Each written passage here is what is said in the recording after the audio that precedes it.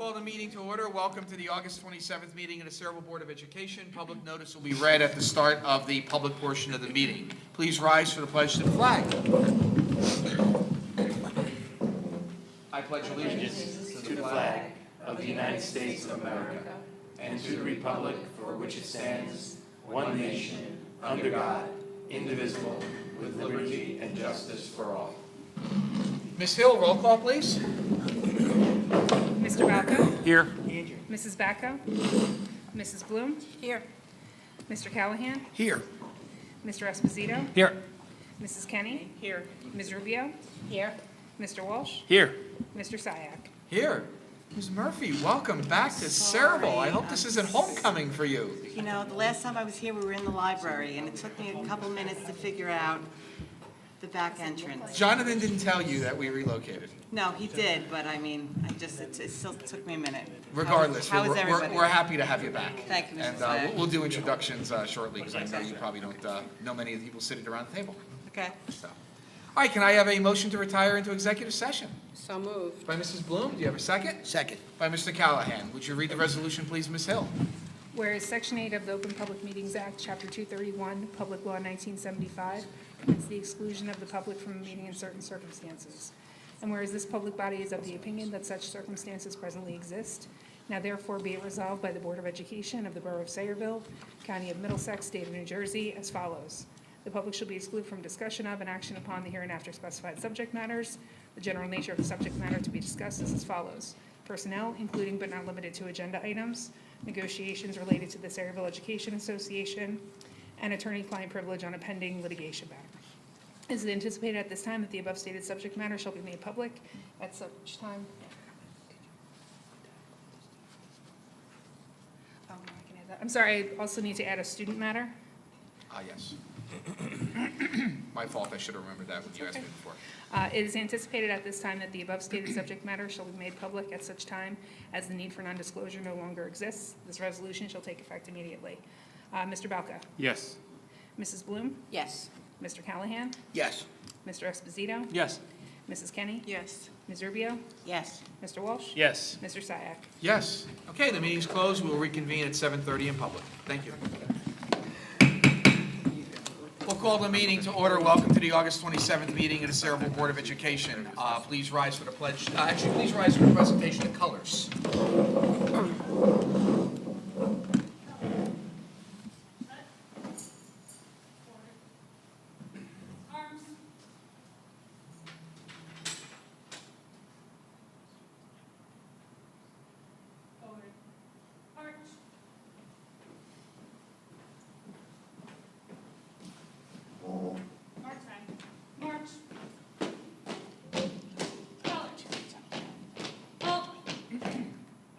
Present.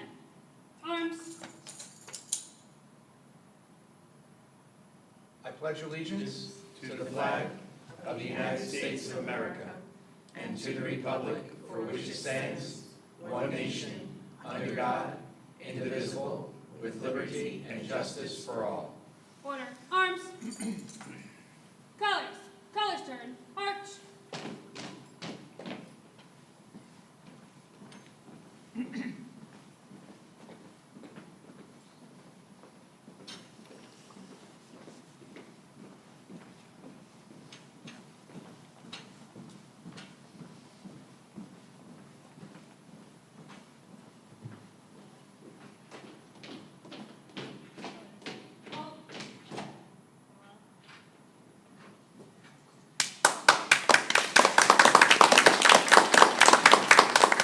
Thank you.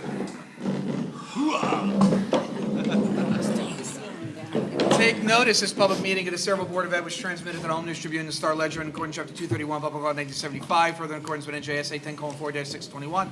A copy is posted outside the Secretary's office and also filed with the Clerk of the Borough of Sayreville. Ms. Hill, roll call, please. Mr. Balco? Here. Mrs. Bacco? Mrs. Bloom? Here. Mr. Callahan? Here. Mr. Esposito? Here. Mrs. Kenny? Here. Ms. Rubio? Here. Mr. Walsh? Here. Mr. Syak? Here. Ms. Hill, could you summarize executive session for us, please? The board discussed personnel, including but not limited to agenda items, negotiations related to the Sayreville Education Association, attorney-client privilege regarding pending litigation, and a student matter. Okay, thank you very much. Under correspondence, I had emailed the board. We received a letter from a member of the Edison Board of Education, Richard Brescher, regarding a Thanksgiving football game. And basically what he wanted the Sayreville board and boards, in addition to Sayreville, to support is the reinstitution of a Thanksgiving competition. I spoke to Dr. Labby about that, who also spoke to our athletic director as well as our head football coach. And with the new bowl game format, that would prove difficult in reinstituting a Thanksgiving game because the schedule is so tight. And the only way to do it would most likely be to have a game actually this week before the start of school, which runs into other logistical issues in terms of getting a fan base there, getting faculty back, and also cutting down on the amount of practice time that the football team has in advance of their season commencing. So as I indicated to the board, if it's okay with the board, I'll simply respond to Mr. Brescher and indicate that from Sayreville's perspective, we haven't had that tradition in well over 30 years, and that while we appreciate his view, we're going to receive and file his letter, and we're not going to take any action. Is that, is the board okay with that? Sounds good. And I also responded because he copied me in the email, and I stated as the newly elected president of the county school boards that it had never come before either group, and I recommended that he check with the athletic association, and another member also came in on the email and said, absolutely, this is set up by the New Jersey, athletic association. NJSIA. So, ISA. Okay. Any other questions or comments? All right, then hearing none, I'll entertain a motion to receive and file the correspondence, and I'll draft a response to Mr. Brescher indicating that we're not interested at this time. So moved. By Mrs. Rubio, do I have a Second. second? By Mr. Walsh. All in favor? Aye. Aye. Opposed? Motion carried. Okay, student council representatives reports. It's still summer. Actually, I'm sorry, I missed the approval of minutes. So can I have a motion to approve the minutes of the regular and executive session of July 16th, as well as our special meeting and retreat on July 30th? So moved. By Mrs. Bloom, do I have a second? Second. By Mr. Callahan. Are there any comments or corrections on the minutes? Okay, hearing none, roll call on the minutes, please. Mr. Balca? Yes. Mrs. Bloom? Yes. Mr. Callahan? Yes. Mr. Esposito? Yes. Mrs. Kenny? Yes. Ms. Rubio? Yes. Mr. Walsh? Yes. Mr. Syed? Yes. Okay, we don't have any student council representatives, although I'm assuming they're going to be joining us in September once school gets back. Under Board President's comments, a summary of our Board of Education retreat. For those of you who are regulars at our meetings, you might notice that something is looking a little different tonight. We held our Board of Education retreat at the end of July, and we used it as an opportunity with our facilitator from the New Jersey School Boards Association to review our board self-evaluation and also talk about potential goals for the board for the upcoming year. And the board talked about two goals. First of all, the biggest one that they want to focus on is exploring both the possibility of a referendum for facilities improvements and also it's called an ESIP project, which basically would be financing for a energy savings incentive program, whereby we would basically look to secure financing to do a series of energy improvements throughout the district, and the payment of that financing would come from our utility savings that would be generated by all of those energy improvements. I'm not going to go into much more detail on that at this point because we've got an item dedicated to on our agenda to that, where the board's actually going to have some discussion about it. But the other thing that we also realized as a board as we went through our self-evaluation is there was a clear appetite on the board's part to really have more dialogue and discussion at our board meetings, and we talked about different ways that we could do that. And one of the things that was kind of profound for Mr. Esposito and I was a comment that was made by Mrs. Kenny when she had said to us that, she came to the retreat prepared to talk and discuss, but she comes to board meetings prepared to vote. And we thought about that comment, and then as Mr. Esposito and I looked at our agenda, we said, well, when we look at our agenda, we've got, a couple of presentations, and then we've got 30 pages of voting. So it's kind of natural that someone would come to this meeting prepared to vote because we've designed an agenda that basically all it has is presentations and voting. So we wanted at this meeting to do a little bit of a pilot and kind of rearrange the room, bring the board in a little bit closer, put us in a horseshoe where we can actually all see one another. And we wanted to change up the agenda and put discussion items up first on the agenda while we're all fresh, and give less deference and less time to many of the administrative items that we're simply required to approve by law on the balance of the agenda. So you're going to see at this meeting, Dr. Labby isn't going to go into as much depth into all of the individual items that we are approving. We've all had the agenda in advance. We've had a chance to review it. We've had a chance to call Dr. Labby and ask questions if we have questions about those items. And we're, as a board, going to spend the bulk of our time doing more value-added discussion with one another about different issues facing the school district. So this is a pilot. We may make some changes following this, but we wanted to give this a shot and give it a try. Did I cover that adequately? Anyone have anything to add? Yeah, good job. Okay. All right, Board Vice President comments. Mr. Esposito, do you have anything, or are there any district highlights? No district highlights now. Next month, I guess we'll have our first one. Okay. No, nothing right now to speak of. All right, very good. And then we'll move on to our presentation. Dr. Labby, I'll have you introduce our guests who have already kind of shown themselves to us. Well, I just would like to begin by saying I was honored toward the end of June to get an invitation from Colonel Spare and Master Sergeant Knowlton to come down and witness our amazing cadets graduate from the cadet leadership course. And when I say amazing, I mean amazing.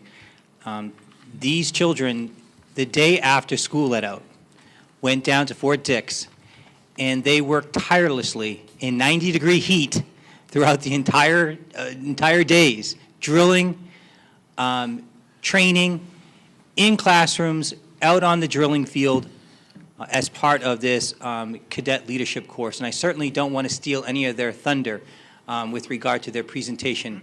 But as it seems to be the case all the time with our students from the high school, particularly our students from our Junior Air Force ROTC program, I was incredibly impressed. Moreover, I was inspired. So Colonel Spare and our cadets, take it away.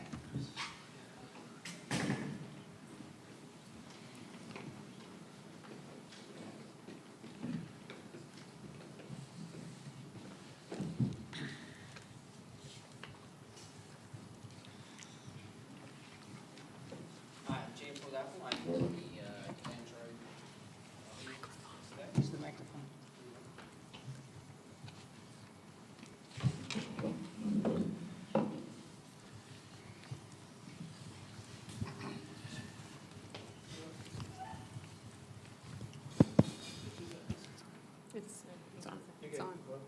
No. It's right.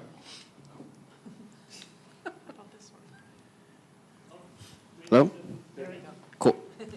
Hi, I'm Cadet Hosaffel. These are just everyone here who went to CLC with us. There are a few other who didn't get to come today, but this is most of us. Would you like to introduce yourself? Good evening. My name is Cadet Captain Kamara. Hi, I'm Cadet Major Emily Wright. Hi, I'm Cadet Katie Callow, Second Lieutenant. Cadet Master Sergeant Katie Callow. Cadet Tech Sergeant Flores Amato. Cadet First Lieutenant Ekpe. All right, we have a little presentation for you guys today. So over the summer, we went to a week-long.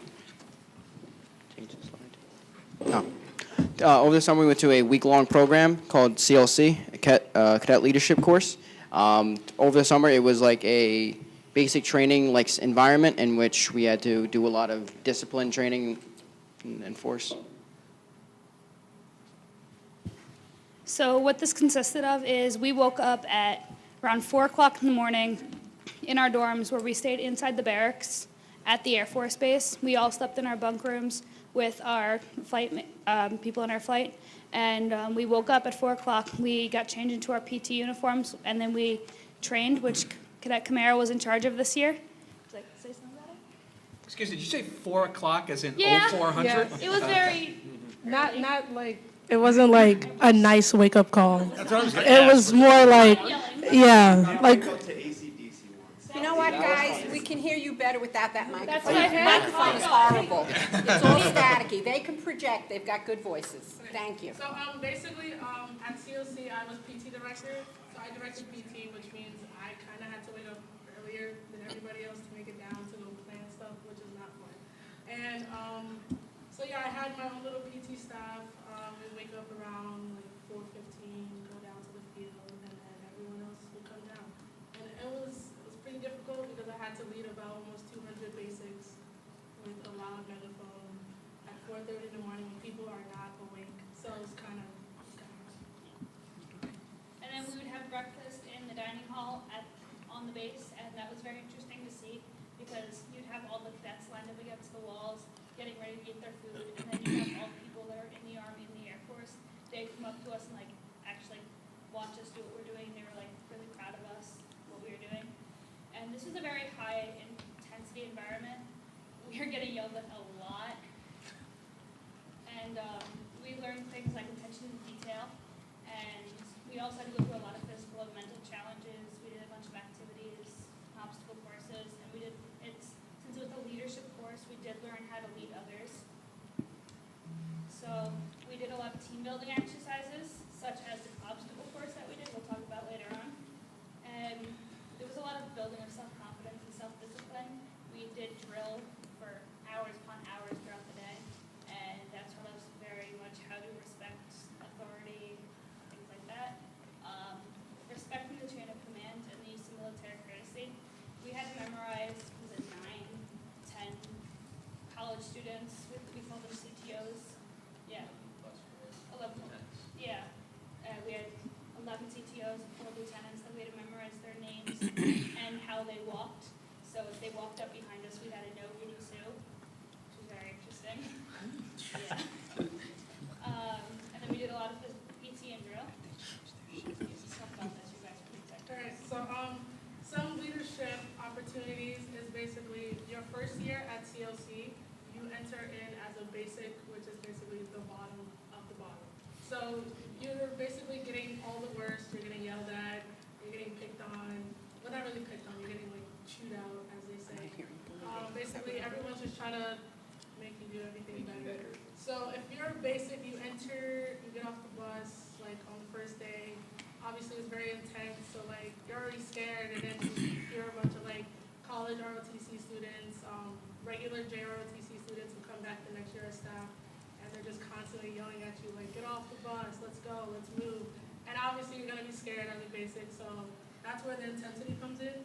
And then basically throughout the week, the staff members or the college ROTC students will just help you progress out through the week, and it gets a little bit easier. And then for the second and third year JROTC cadets that come in, they come in as staff members, so like basically security, the wing commander. PT, I was public affairs, was the first sergeant. So for my basically- job, I was in charge of making sure that I documented what the basics were doing every single day. So at the end of the week, we could develop a book for them, so they could flip through it and bring back memories of what they did during this week. I was in charge of about 90 cadets and making sure that they were all okay, they didn't want to quit, and just ensuring that the week went well and they knew what was going on. And personally, just seeing how everyone progressed over that week from day 1 to that last day during graduation is amazing to see, as well as a staff member, if you're a parent, just seeing that as well, or even just as someone's friend. We did have a lot of people that wanted to quit the first day.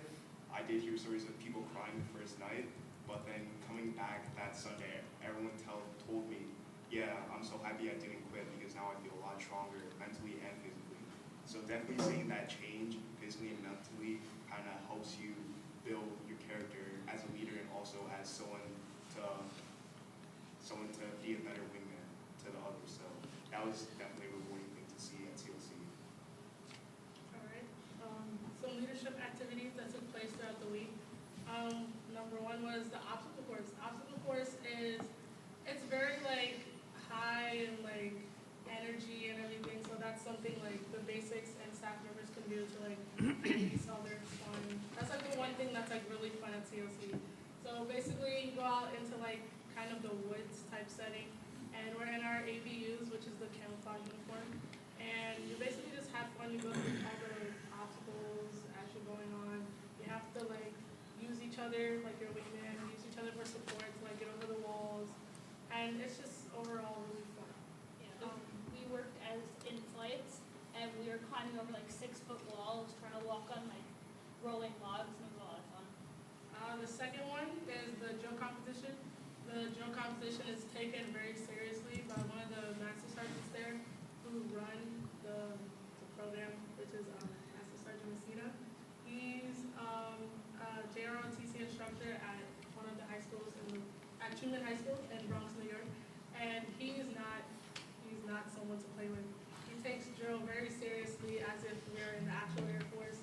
Sometimes he takes it a little bit too seriously, but it's kind of good to like see him like help us and influence us on how to like do things correctly. And Sergeant Messina definitely taught us that it's better to do stuff the right way than the easy way. And believe me, a lot of people wanted to do drill the easy way, but he made a point that it's better to do it the right way. So that's a great lesson we took back from CLC as well, doing stuff the right way over the easy way. the next leadership activity is going to be the athletic competition, which was something I was in charge of as PT director and my staff. So it's basically like the flights come in, like two to 4 flights come in to the gym or to the outside field, and we basically just set up a whole bunch of like obstacles, relay races, just a whole bunch of like team building exercises you can do. And towards the end of the week, the top 4 flights, they go against each other, and then they get like the final win that day. And then as you like progress on to graduation, that it leads up to who gets honor flight. And honor flight is like who's been the best at drill, who's had the best scores lately in the athletic less amount of 341s, which are like good and bad violations of write-ups throughout the week. And basically, you just want to get honor flight at the end of graduation, so you can say that your flight was the best, your flight worked the hardest, and you were like the most disciplined. Personally, one of the 3 flights I had was Alpha Flight, and from the start of the week, Alpha Flight was one of the worst flights. Discipline-wise, we had one of the most 341s. They didn't take care of the room properly. It looked like a jungle in their room, but they went from living in a jungle and not caring to winning the athletic comp and getting close to winning honor flight. So again, it's just that idea that they grow as they're there in a high stressful environment, and it was great. So just seeing them change from a flight that I didn't think was going to do too well to being one of the best flights there at the end of the week. So that was another great thing to see. And what's a 341? So Like a 747? Or? well, with the 341, If you didn't have your room clean, is that what you got at 341? Is that what? yeah. So 341s basically track any infractions or violations. Right. You committed you were also accountable for your wingman. So if your wingman committed a violation, you and your wingman got a 341. Also, if your whole entire flight messed up or 1% of your flight messed up, you also got a 341. So kind of built on the idea that you're not just responsible for yourself, but also responsible for the people to the left and to the right. So. And then we didn't only just do drill and like PT and stuff this week. We also got to learn, and one of the things we learned was land navigation. So it's orienteering courses. We learned how to use maps and like compasses to find our way around. And I think it was Thursday, they let us wander around a section of the base to find these like little markers. And that I think was one of my favorite parts of the week. We also got to do a self-defense class. So they taught us that like if a fight was to break out in like the school, we know how to like protect ourselves so we don't get personally hurt. And then we also had flight time, which we got to bond with our flight people on our flight, which is great because now I have really close friends that I'm still in contact with from this week. And we also did a bunch of drill practice. The thing with CLC is it kind of has a lasting effect on you. A lot of the skills that you learn there, you take home with you, and a lot of the people you meet, you still talk to. For instance, my first year, which was last year, I met a really great person, and he got me to be an EMT. And so they also teach you other things. A lot of the stuff that we do in our program, we kind of get from other schools, and we bounce our ideas all from others and see what works and what doesn't. So it also helps with networking with other schools and finding out what works, what's cost effective, what we can do better, what do do other schools do that we might consider? So COC isn't just like, just lasts that week, it lasts your whole entire high school career and also your life, because you take back skills that you're going to need throughout your life, how to deal with stress, how to manage your time properly, how to do things the right way, how to be responsible, how to be a mature person. So COC definitely has a lasting effect as well in that sense. So as I said before, we slept in the barracks. So almost daily, it was 1 or 2 days that we missed, but we had inspections of our dorms. So our bed, the hospital corners had to be perfect, exact inches from the wall. We had wall lockers, and everything had to be spaced evenly and flushed against the sides. And the E-folds, yeah. So we learned how to make everything like neat and perfect in very fast time. I think the shortest time we had was like a half hour in our entire room. And we also had to work with our bunkmates, which we also called our wingmen, to make sure everything was perfect. If you got dinged on something, they also got dinged on the same thing. And then for dining, we dined in the dining hall for breakfast and dinner. And we had MREs for lunch, which our meals ready to eat, which was very interesting to eat for a week. They're not tasty. Some of them were good. Some of them were not very good. For me, being a first sergeant, the whole entire roommate situation was interesting because we don't know if it was on purpose or if it was just by the situation. Rooms were being switched around, so we basically had to adapt as a squadron and as a flight to knowing, all right, this person's leaving our flight, who's coming in, and welcoming that person in, or getting them set up. And also with setting up your room, even myself, I still can't arrange my room properly. And one thing you'll learn is there's not one person that knows how to do their room perfectly. So you have to rely on others in your flight to do everything. So the first day I did have one cadet that thought he had everything perfectly, so he did everything himself. He didn't help others. And no one had their stuff done, and he did, but he still got everything wrong. So at that point, everyone learned, all right, you know how to do this, you know how to do evil, you know how to do your hospital corners, so how about we work as a team? We do what we know we can do, rather than trying to do something we know we can't do, and learn limitations. So essentially just relying on others again, and helping each other achieve a goal and having a decent room, because at nighttime your room is messed up. Yeah.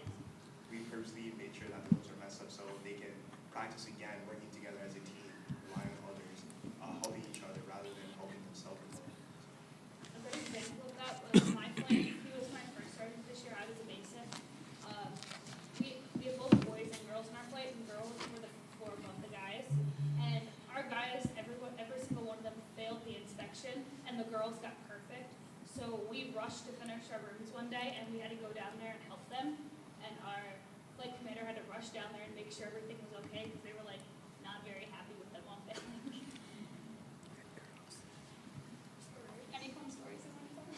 So just to like wrap it up, our experiences for basics, I would say, is overwhelming, kind of fun at the same time, stressful, beneficial, I would say. And basically, I think if you leave CLC as a basic, you just feel like, oh, like I'm finally done, finally graduated, no one's yelling at me anymore. I don't have to say good morning, ma'am, good morning, sir. And you just feel accomplished. For staff, the experiences were very different from our basic year because we kind of had more power to like the basics, so like we were able to deal with them this year. Staff, we Your job, you either more stressed out or less stressed out. and basically for staff, it was a little bit more like relaxed for us, but even more like intense because a lot of people had like different jobs, so we had everything to do. And yeah, by the end of the day, we all had fun. I think with staff, we all kind of, not just us, but also all the schools that had staff members kind of came in with the idea that, all right, we're staff members now, we really don't have to do as much, or it's not going to be as stressful. But the first day, we learned that, all right, it's not going to be as easy as we thought. We actually have to do work. We actually have to get stuff done for the end of the week. Because at that point, we realized that, all right, not only are the instructors relying on us to get stuff done, but also the basics are relying on us to get stuff done and to teach them adequately. So as a staff member, not only do we lead, we also kind of learn how to follow, because definitely did have our weaknesses and our strengths. Me personally, I tend to be a lazy person, and at COC I cannot be a lazy person. I had 90 people that were relying on me to make sure that they were doing stuff right, and as well as at least 300 other cadets that I was also told to overwatch as a first sergeant. So COC definitely teaches you responsibility, maturity, how to manage your time wisely, how to help others and help yourself, and also how to be a better person. So I feel like coming back from COC, and I feel like I can speak for everyone, we all came back as better cadets, better citizens, better people, and better students from our experiences. Do you have any questions about us in the heat for a week? Just know our number one priority was hydrate, because there was a lot of people just drunk. Yeah. So number one thing at COC is just to hydrate and be careful with yourself. Any questions? Any questions for the students? I'll go first. Mr. Callahan? Did your family notice a difference when you all came back? Right? Big difference between when you left and then when you came back? That's great. I'll just make a quick comment. First off, I'm sure I share everybody on the board and most of Sayreville's in agreement that we're very proud of you. It's funny, this board a lot talks about, and we're still consistently trying to put in words of what it means to be a bomber, and everything that you guys have displayed and talked about today are words that I would like to see in that. Self-discipline, leadership, attention to detail, respect for authority, never quitting, perseverance, being a better wingman and teammate, but also having self-reliance, good citizenship. All those things are, I think, what displays the best of students in Sayreville, and I think you're definitely taking an excellent leadership role.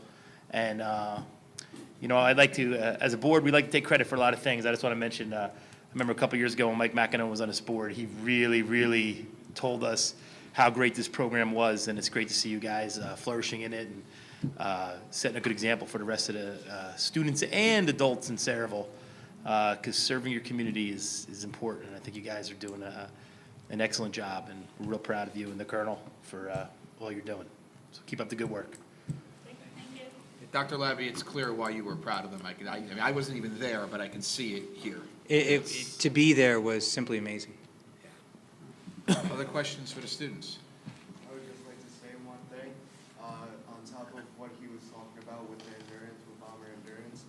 Before I went to CLC, I was very bad with running long distances, and I would barely be able to run a mile in under 10 minutes. And the week right before we left, I was able to run it in 8:30, just narrowly missing the 9-minute mark that I had to beat. And then once I actually arrived at CLC, the first thing we did was run a mile. And since it was such a high intensity area, I just completely went mind blank and I just started running. And I made it to beat 7:30. I got 7:30 on my mind. Good job. Fantastic. Good job. Congratulations.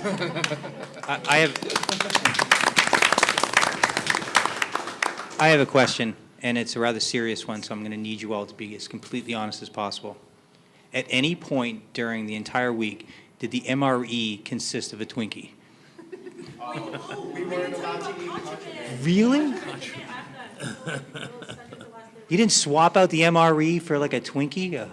Not even a yo-yo or anything like that? The main meal and like a cracker with it. It was rough. We were only allowed to drink water and Gatorade at dinner. So like they had the fountains, but we weren't allowed to get like the lemonade or any of like the other stuff. It was interesting. Yeah. Yeah. It was and we weren't allowed to talk while we ate during breakfast and dinner. Basics. Yeah, basics we're not allowed to talk. You think we could get away with that in the cafeteria here? What time was bedtime? You had to get up at 0400? 9. Lights out? Oh, we forgot to talk about that. So for basics, we had 45 seconds to get undressed, 3-minute shower, and 45 seconds to get dressed. Then girls got longer, but we had to go back to our rooms, and then at 9 o'clock, we'd all line up. Yeah, we'd all line up in the hallway, and both the boys' floor floor and the girls' floor would all sing the Air Force song together, and then we go to bed. Lights out. Yeah. So I'm going to text my wife right now. It's 45 minutes to get dressed and 3-minute shower. 45 seconds. 45 seconds. Seconds. 45, 3 minutes. I'm loving this. Oh yeah, we're still getting yelled at while in the shower. And this guy, since he was in charge, he only gave us 45 seconds of finding out now. So how did you, I gotta ask you something, how did you become in charge? Did you volunteer, were you chosen? So, from what I know, we don't know 100%, but there's an application you fill out Huh? if it's your second or third year, and then you essentially pick your top 4 jobs that you want. And then, so then Colonel goes down, I believe, down to the base, and he meets with all the other instructors, and it basically turns into the NFL draft. You kind of fight for the to get that job. So, Colonel offered me to get the squadron first sergeant, and at first I wasn't that happy with it, because from what I understood, the first sergeants did a lot of yelling, and they were just running around a lot, but now I'm happy that I did get that job. So. Great, good job. Any other questions for the unit?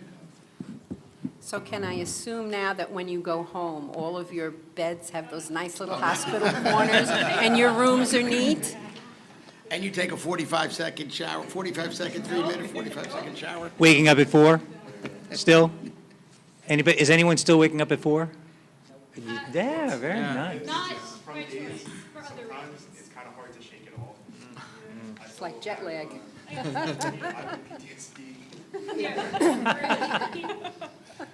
thing about it is, in the middle of the week, because I'm a first sergeant, they told us, all right, your flights aren't doing the right things when they go outside, so now you guys have to wake up 30 minutes early.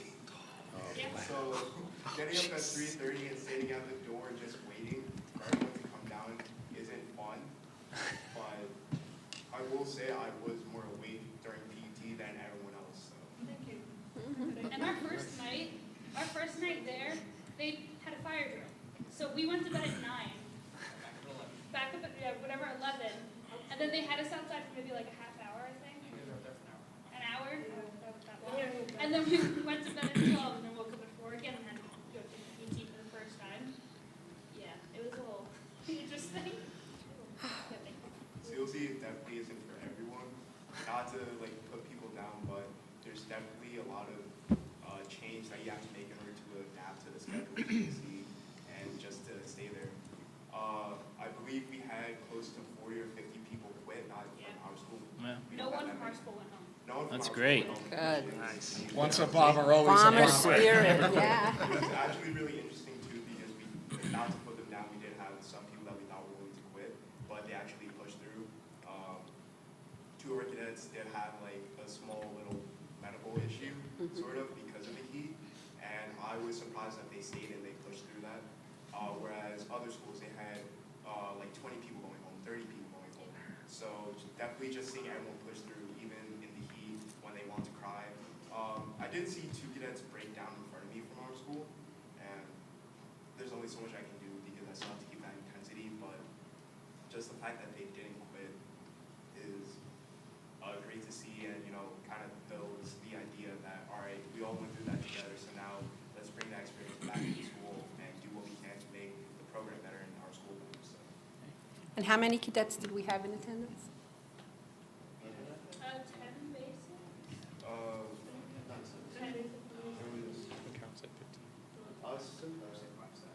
I'd say close to 20 Yeah. between staff and basics. Yeah. We had more basics than staff this year, just because we started last year.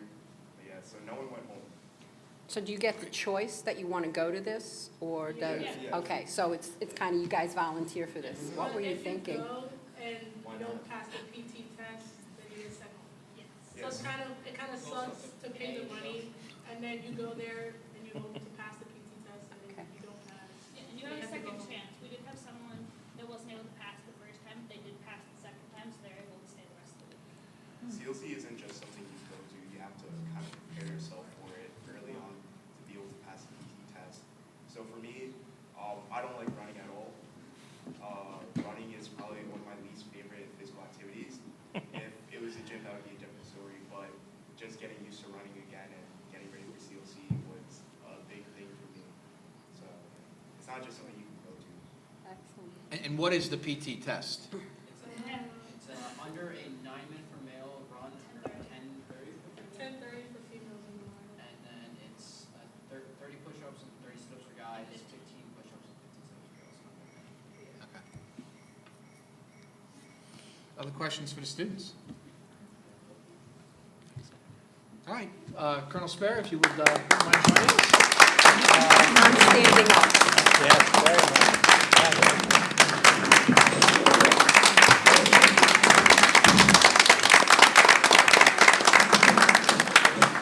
Thank you so much. Colonel, you can be very proud of you. Oh, I am extremely proud of it. Yes. Absolutely. So listen, we just have some overall questions and discussion about the overall program. So just talk to us, for starters, about the enrollment. Where did we start? And these can be approximate numbers, but where did we start? Where are we now? And what's our target where we have to be? We started, when we started the program, we had 67 initially. We picked up, I think, a couple more in the start of our first year. We went to 79 for our second year, and so far we're showing 110 starting this year. Wow. Now, great. viability reasons, we need to have, for student population, 1,000 or more, we need to have 100. So we're there. And the Air Force gives you 4 years to make that, so we're doing it in 3. So we're beating that. That's we're beating awesome. that number. Great job. How do you max out? Like, how many before you need additional resources? We need to get to 150. Okay, so you got a little while. Yeah. Maybe sooner than later, though. It sounds Yeah, like it it's gonna be sounds like sooner it's than later. going. So we're continuing to grow. We're getting the word out. The main thing about this program is we're not recruiting for the military in any fashion. The mission statement for that is to create citizens of character dedicated to serving their nation and community. So we're creating good citizens. We're trying to give them a skill set with which they can be successful beyond high school. And what you see here is our top of the top cadets that really have stepped up, and they're taking on leadership roles because we have a series of jobs. We treat this as basically a military unit. You know, the hierarchies go from wing to group to squadrons to flights, and there's all various positions in there. So we have a public affairs person. We have one in charge of recruitment and retention, recognition, in charge of doing all the awards, organizing community service events. We have a committee that will plan and coordinate our military ball, our award ceremony, our change of command ceremony. So we have cadets working, and they're actually, it's kind of like a learning laboratory while they're developing. So they're learning leadership by doing. That's what it's all about. I have a question, and Sure. you mentioned good citizens. So we're only 2 years in, but what are you seeing as far as the kids after post-high school? Are they going to continuing ROTC in college? Are they going to college? Are they in the military? Some are. It varies. I know of 2. We just finished 2 years. One in the first year got an ROTC scholarship down to the University of Delaware. We have probably our top cadet of last year he's went to Middlesex Community College, but he's commuting to Rutgers because they have a crosstown agreement with him. So he's in the ROTC program there. We have some that enlisted in the military. I actually have a junior. Well, she's coming into her senior year. She enlisted with the New Jersey Air National Guard, and she's actually starting to drill. When she gets done her senior year, she's going to go to basic training. Great. So I think we had 4 from last year that went into some form of the military. That's terrific. But it's, we don't force that at all if they have any questions about that, because the recruiters will come around and draw interest. And what I tell them is, if you're interested, fine, go talk to the recruiter. Then if you have any questions, whatever, we'll give you the ground truth. What do you want to do? Is this a good fit for you? Don't be talked into something. Right. So we provide that kind of guidance for them if they're truly interested, but Sure. we don't try to, Sure. we don't push them into any type Sure. of military. That's invaluable information, by the way. That's good stuff. Good. Other questions from the board? Just wanted to thank you again, Colonel, and I really love the idea, even outside of the military. I think it's so important that our students learn the value of serving their community, whether it's as an EMT, fire, just being active in your community. I think there's a real lack of that, and I think it's a great asset for our students, so thank you again for that. And I guess all I want to know is, it's going so great, is there anything additional the board can do to help you with? Are there any requirements you need from us that would help your program along? We're basically getting the support that we need, that we're asking for. Great. So, Great. yeah, if there's, I don't have any issues right now. We're one of the main things we're looking at is getting funding for certain things, but we're coming up with our own fundraising efforts to do that. We actually, tomorrow night, we're doing a presentation over at the VFW. They were very generous. In our first year, they gave us $1,000 to help us start up Great. with. They are donating what they call ceremonial honor guard hats, which they run about $90 a piece, so they're giving us a dozen of those. So that is really huge. So they'll be giving us tomorrow night. We're going to give them a presentation. We're going to present the colors there at the start of their meeting, and then doing a presentation about the program there. Excellent. Thank you very much. Pardon? What time is your meeting? 7:30 tomorrow night, down Journey Mill Road. One thing I want to point out about the cadet leadership course, there were 20 other schools there, starting with right around 300 cadets. So it got them, and I think they spoke about it, they got to meet and work with, and the way they divide up into the different flights, they would start out, okay, this school will go in this flight, then this, and then that goes filled up, so they rotate. So very rarely are you going to come up with two from the same school on that flight. So it forces them to learn, get to know people from the other schools. And then they can collaborate, okay, what does this school do? This does it this way, hey, that might be better, or they might find the way we do things are better. So it's a way to provide that synergy to improve the program in each other's schools. And they maintain contact throughout too. So they got they're on the group chats and everything like that. Great stuff. Other questions from the board? All right, Colonel? I really appreciate your support of the program. I think it's incredible. As when they go, like they were talking about the CLC program, it is a true transformation when you see it. And that's why I love seeing them go there, because when they come back and starting this next year, they're so much more motivated and focused. So I'm looking forward to this year. It's going to be great. And hopefully every year gets better after this too. We are too. We're very happy with the way the program's Thank you progressing. very much. Thank you. Thank you. Thanks, Colonel.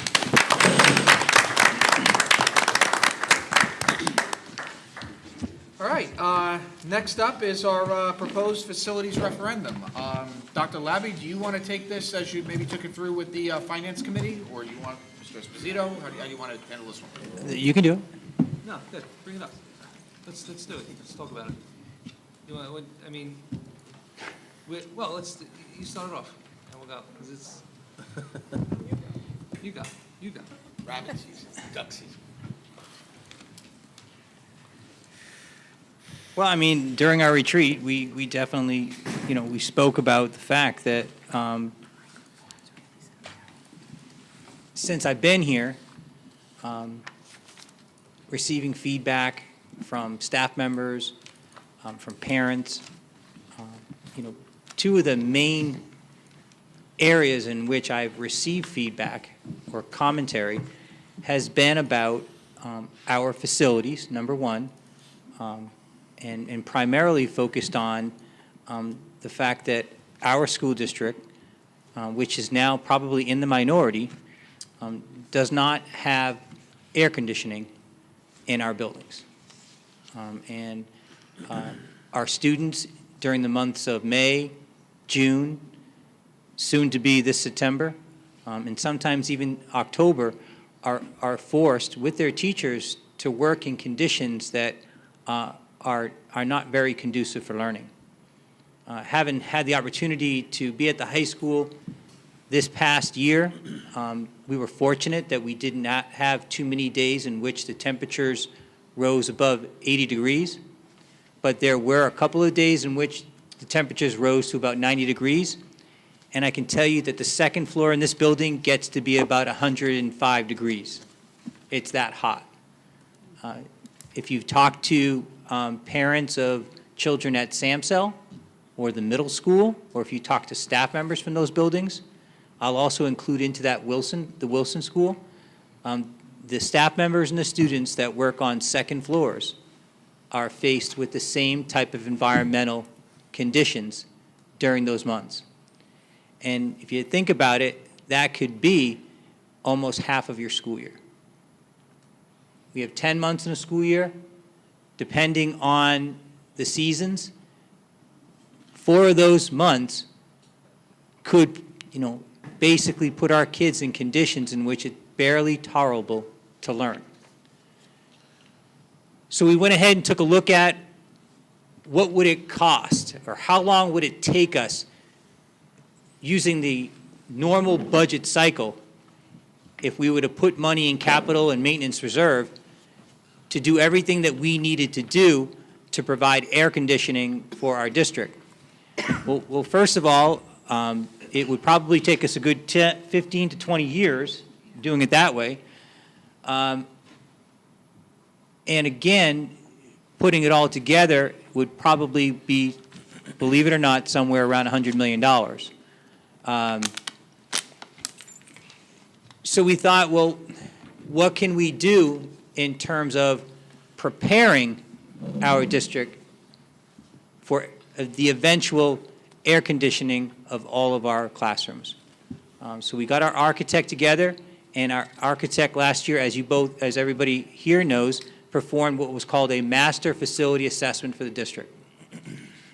And as part of that master facility assessment, they looked at our envelope. They looked at our roofs, they looked at our windows, they looked at our doors, they looked at our mechanicals, meaning our unit ventilators, our boiler systems, our lighting systems. Every part of our infrastructure, they took a good hard look at. So we got back together with them and we said, listen, we would love to be able to provide an environment that is air conditioned for our students. What is it that we would need to do? And basically they came back with a report indicating that first and foremost, we would need to make sure that all of the windows in all of our schools are efficient and airtight. The same with regard to our doors. We would need to replace our very inefficient mechanicals with highly efficient mechanicals. Namely, our unit ventilators would only produce heat right now. We would need HVAC unit ventilators. So we came to discuss potentially how we could go ahead and within a period of 5 to 7 years provide air conditioning to our students. So we went ahead and we moved forward and we looked at what it would cost to potentially replace all the windows in our existing buildings that have not had windows replaced. And since I've been here, we've replaced 3/4 of the windows at the Arliss School, which cost us well over $1 million in total. We're in the process right now of replacing the windows at the Eisenhower School. By the way, these windows have never been replaced. And if you can think about how old some of these buildings are. We have a building that was built in, when was Samsel built? 2004, with residential windows, not commercial windows. So we looked at the cost of replacing the windows in all of our buildings, with the exception of the windows that we've already replaced in Arliss and the ones that we're doing currently at Eisenhower. We also looked at the fact that if we were to provide air conditioning, that would be a pretty significant increase in our utility costs. How is this district in a budgetary cycle going to be able to absorb the costs of air conditioning? And of course, we came upon the idea of solar. Again, we are probably in the minority now of school districts that are not taking advantage of solar. We would like to go ahead and put solar panels on the roofs of all of our schools to not only offset the cost of air conditioning, but to be able to generate our own power and sell it back to the power companies, which would clearly be a cost reduction or even a revenue for our school district. However, in order to do that, we have roofs on our schools that some haven't been replaced within 20 years, some have never been replaced, and some that are in the middle of warranties. So we would like to be able to, when replacing the windows, replacing the doors, replace or repair the roofs in our schools so that we can cover our warranties for the next 25 years for every single school, meaning have roofs that will last 25 years, also roofs that will have solar panels on top of them. We feel with that approach, oh, and one last thing we would like to include within that cost is making sure that every one of our schools has the large rooms air conditioned to begin with. That every school's cafeteria, every school's gymnasium, every school's library, where the most amount of kids go, those rooms are cool and air conditioned. Currently, for instance, this school, the room we are in is air conditioned.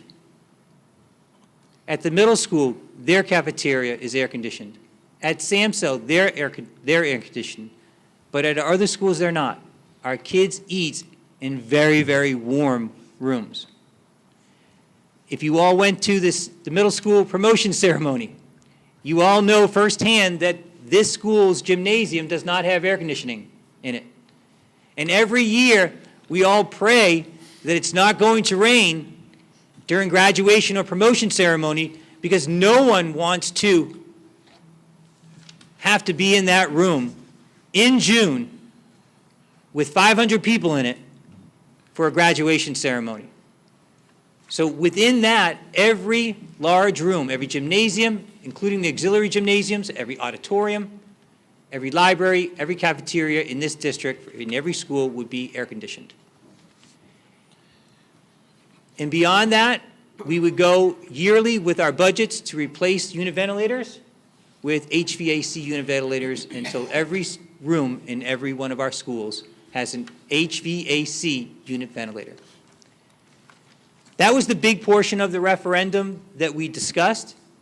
The second portion concerned another continuous complaint or concern that was expressed to us.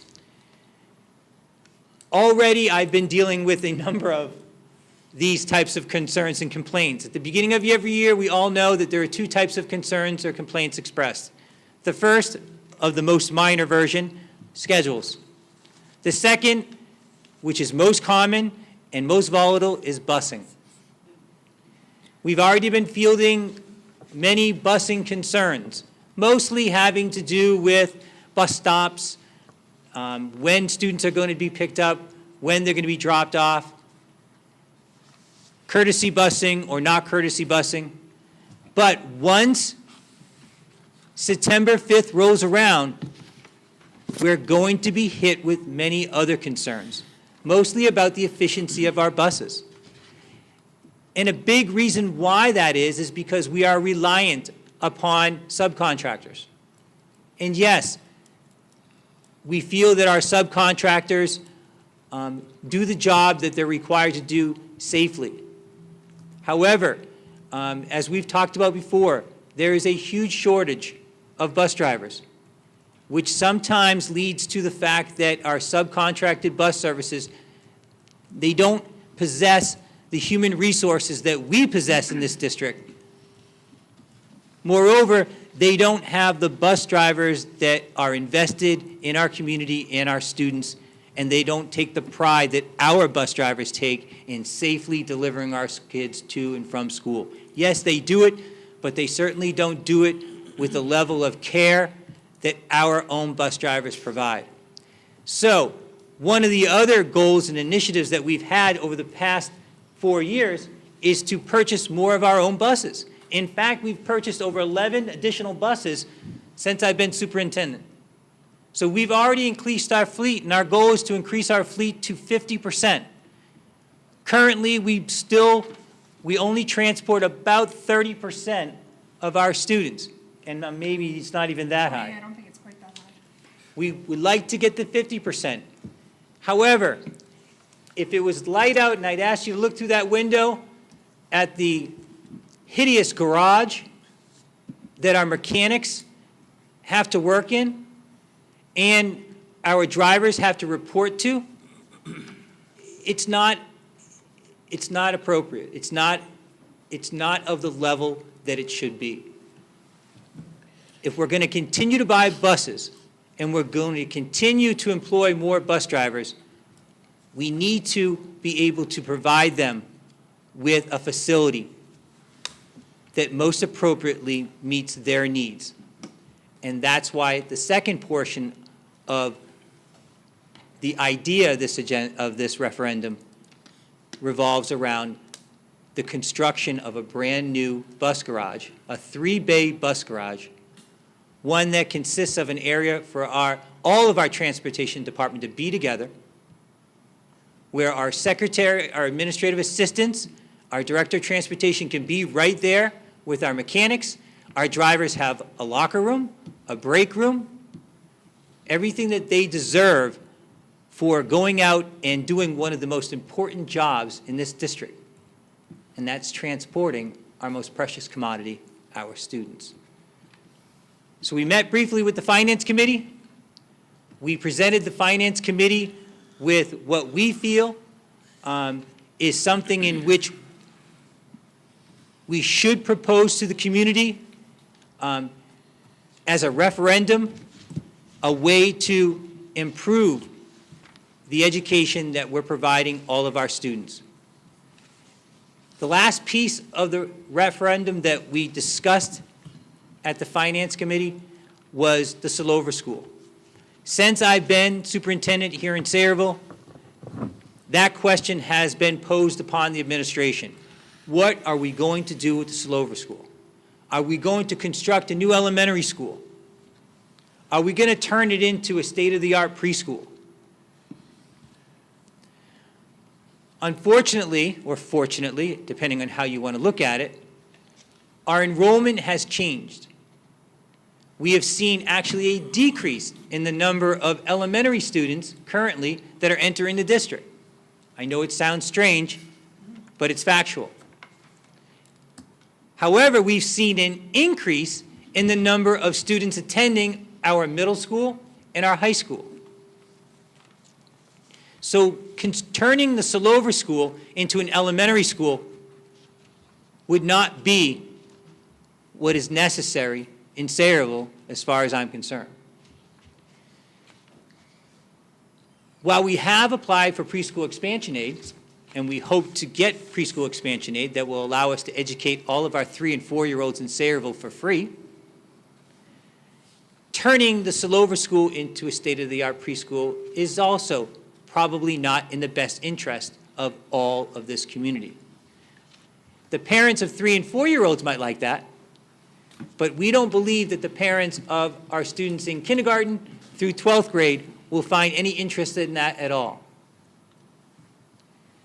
However, another need that we have, and Mr. Nasser has spoken about it publicly during Board of Education meetings, and Mr. Syak, you yourself have placed that goal upon me and Mr. Nasser, is to develop a comprehensive program for our students with intellectual and developmental disabilities from the ages of 18 to 21. So therefore, we decided that if the Sayreville School were not going to continue to be a central administration, it would be the perfect place for a state-of-the-art 18 to 21-year-old program for children with intellectual and developmental disabilities, or for adults, I should say, with intellectual and developmental disabilities. It will also be a pretty nice revenue source that we may actually need, especially if we get preschool expansion aid. Ms. Hill has spoken about that before. Currently, our preschool program generates well over $300,000 in revenue for the school district. If we were to get preschool expansion aid, we would get the aid to have our preschool programs, but we would lose that revenue. this might be a nice way to gain that revenue back by offering an 18 to 20, a competitive 18 to 21-year-old program for other students in other school districts. So essentially, what we proposed in a draft form was the idea of a referendum that consisted of the enhancements of the envelopes in all of our schools, as well as the mechanicals, the construction of a new state-of-the-art bus garage, and the minimal renovation of the Sayreville School for it to either continue to be a central administration building or for it to become a state-of-the-art 18 to 21-year-old program school. Currently, the cost for that is probably going to be somewhere around $50 million.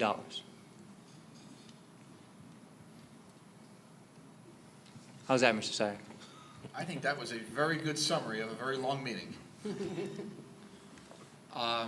So, board discussion. And look, just, and also for the benefit of the public, you know, the board committed at its retreat to exploring this possibility of a referendum. We've gone a little further in attempting to scope it out to get an idea. None of this is final yet. I mean, we've got a lot of work, and some of the stuff on the agenda tonight is actually to hire an architect to help us start to scope this out, figure out costs, figure out how much aid we would get from the state, because any type of new construction that we do also gets us 40% aid from the state for any type of eligible construction costs, which helps, you know, mitigate the cost to the local Sayreville taxpayer.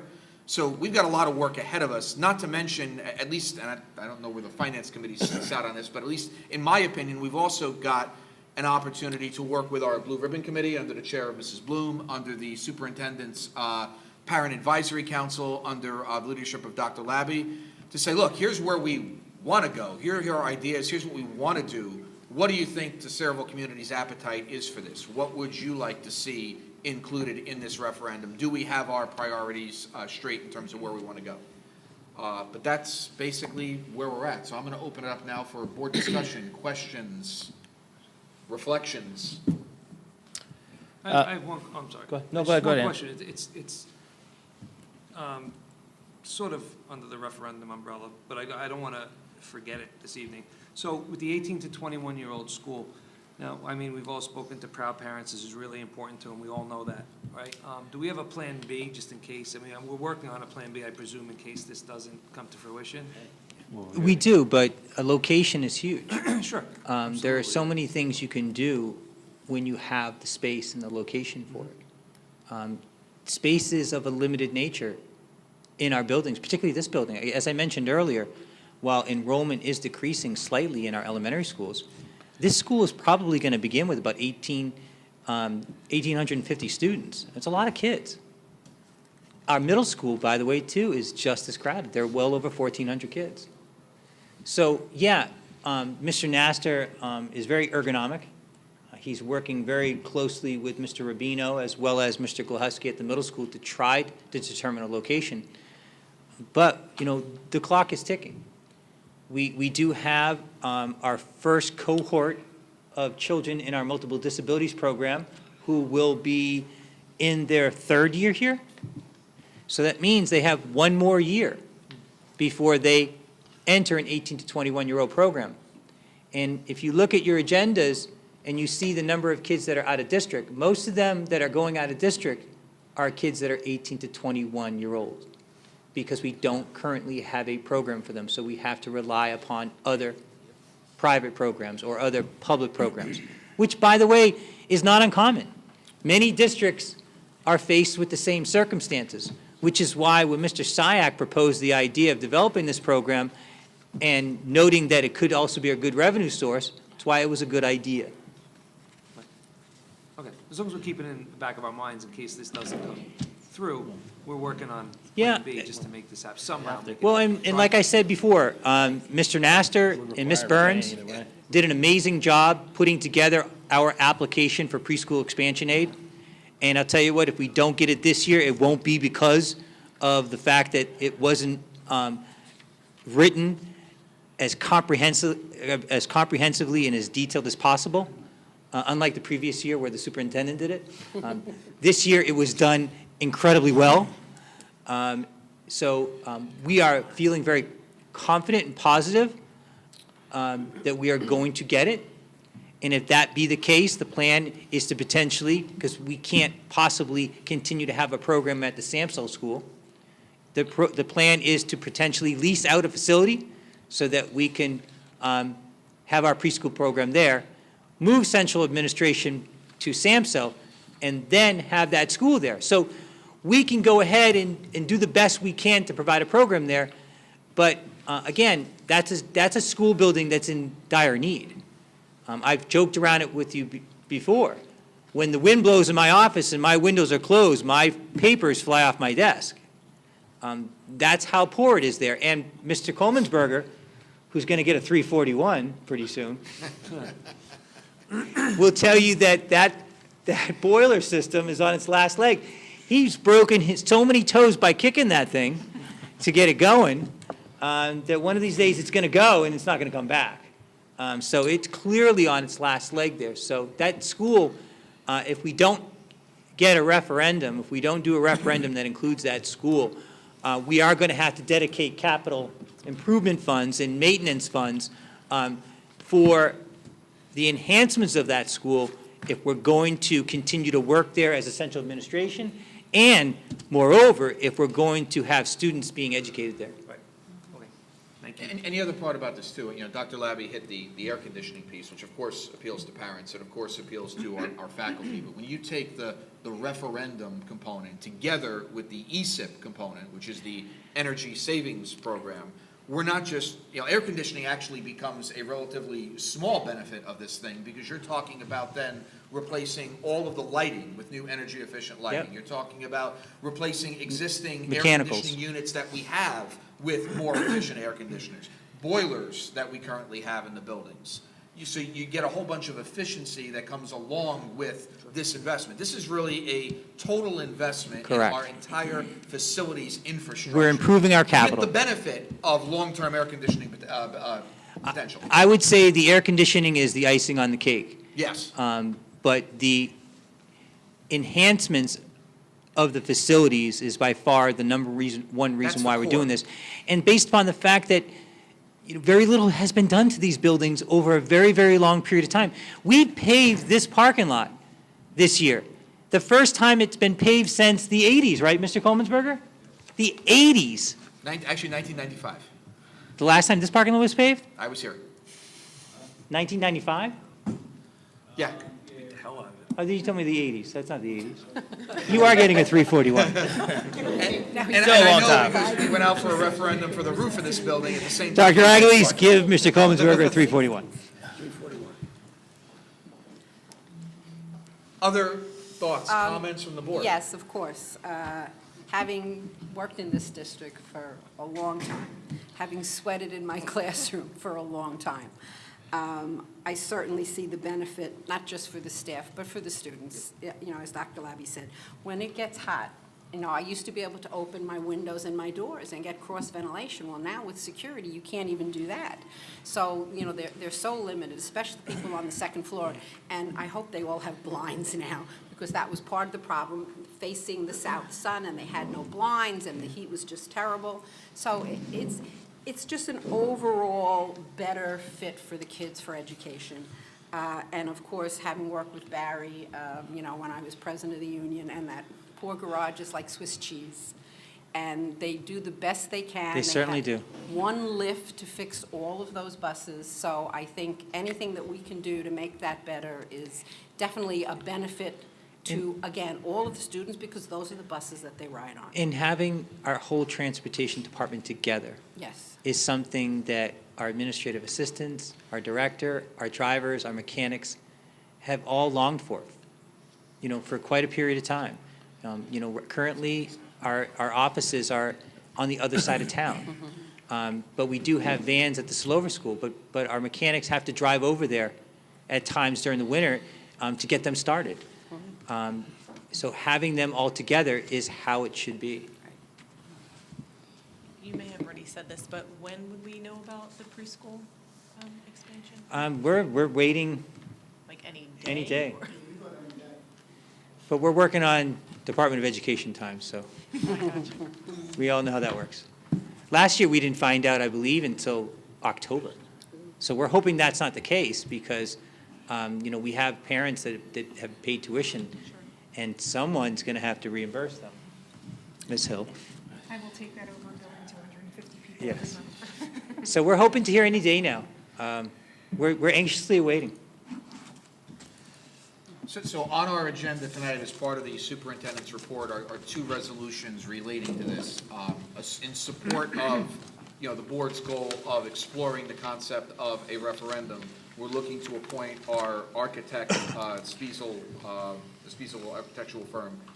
There's one agreement here for the referendum services, which is $19,900, and there's another for the ESIP program, which is $29,500. Keep in mind, the ESIP program, should we go ahead with it, does not require a referendum because the cost of all of the improvements will be financed with the savings that we see in utilities. Obviously, all the other improvements that we're talking about would require a referendum. And just to reiterate what Ms. Hill said during our Finance Committee meeting, if in March, we decide that that's the way we want to go, and we put in for this referendum, and heaven forbid, in September, it doesn't pass, the only money that the board is out are that initial fee of $19,000. There are no other costs that we will incur. And we will still have the bulk of this work done for the Yes, $19,000 if we at that point, choose to go back out, Depending yes. on voter sentiment, then you decide, do you want to scale it back, do you want to adjust, do you just want to try again, but And the ESIP projects have a pretty high success rate in terms of approval from the Department of Education. That's correct, and what we would do is an investment grade audit. And once we do that, then we would have an idea of what we can actually do with those funds, and maybe we can start doing some of those HVAC unit ventilators instead of just the heating in that process. So I would say unless the Department of Ed comes in and doesn't approve it, the ESIP project, we're probably going to go ahead with because, again, it's within the purview of the board. We're basically taking utility money and instead of spending it on utilities, we're spending it on facility enhancements. The referendum, obviously, is another story. We need voter approval, and we need to figure out what the scope of it's going to be. And provided, if the referendum does pass, that $19,000, we could actually get reimbursed to the district out of the referendum if that's the path the board wants to go. Same with the ESIP. So if we move forward with the ESIP, the funding that we get from that, we can reimburse the board into the general fund for the money they spend on this $29,500. Right, and that's one thing that we did mention too, because much of the work that we're going to be doing within the referendum is school improvement. Right. We're eligible, they used to say 40%, but now it's around 34% reimbursement by the state.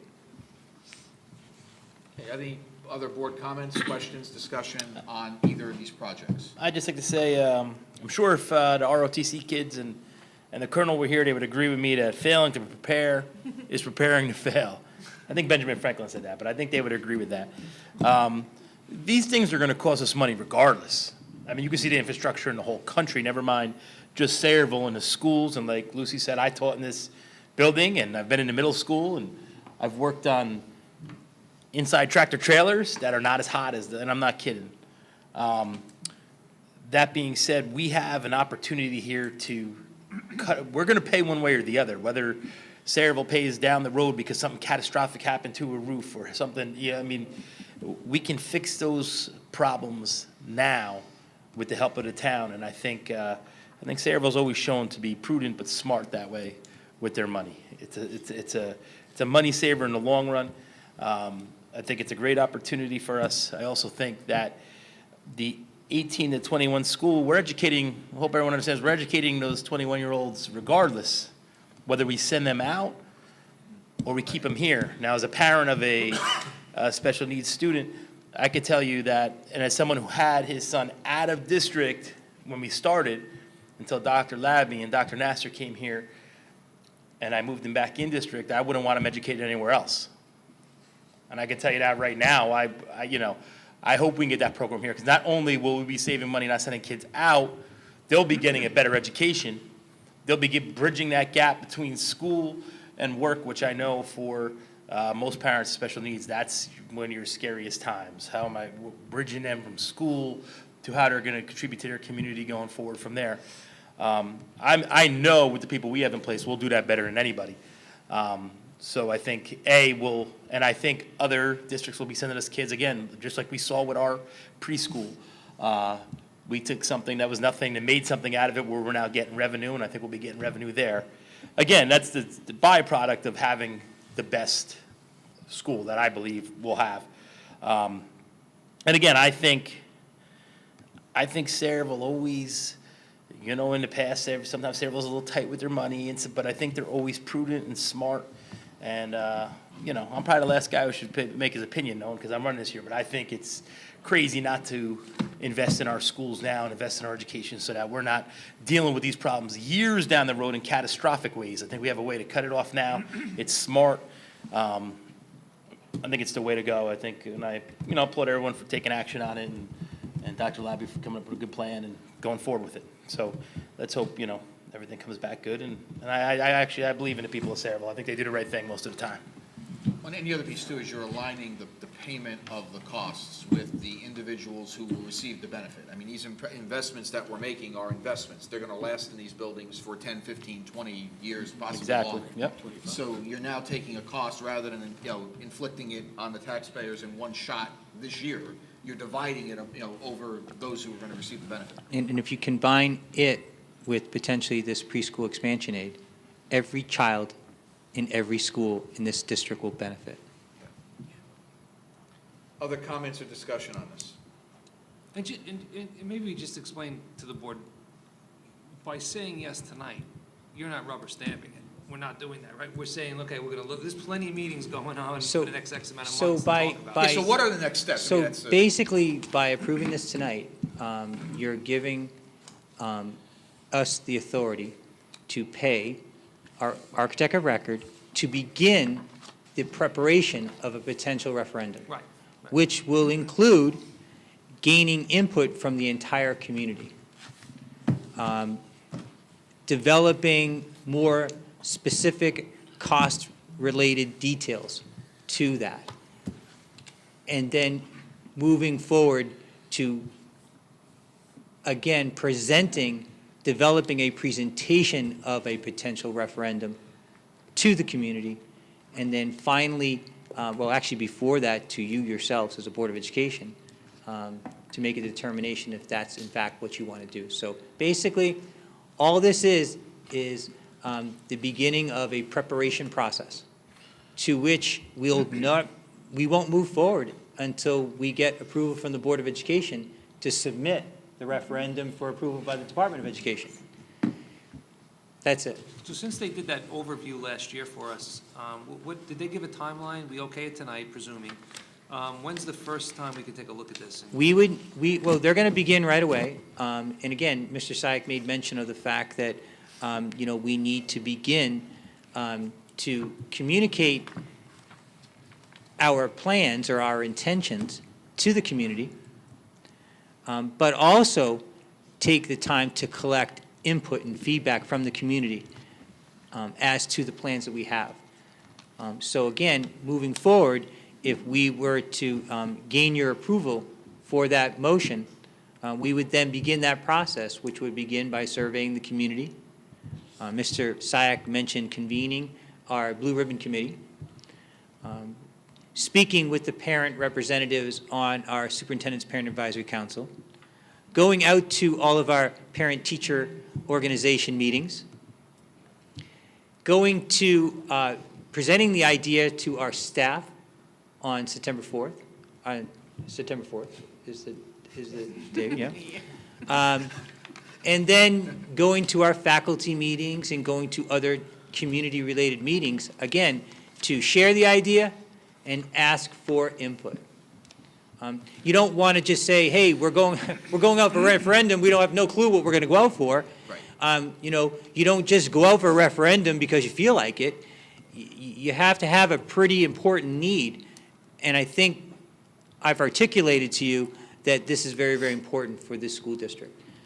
So that's what we're going to do. We're going to begin the process of reaching out to the various members of this entire community to let them know about the need we have, to let them know about the idea we have to address that need, and then to seek their input and advice in terms of what we may not have been thinking about, or what we may, want to take away from that, what we want to include and so forth.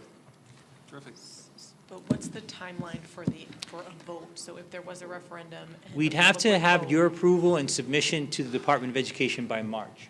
By March. and For a then September referendum. Yep. September 2020. 2020. And we really do want to stay away from,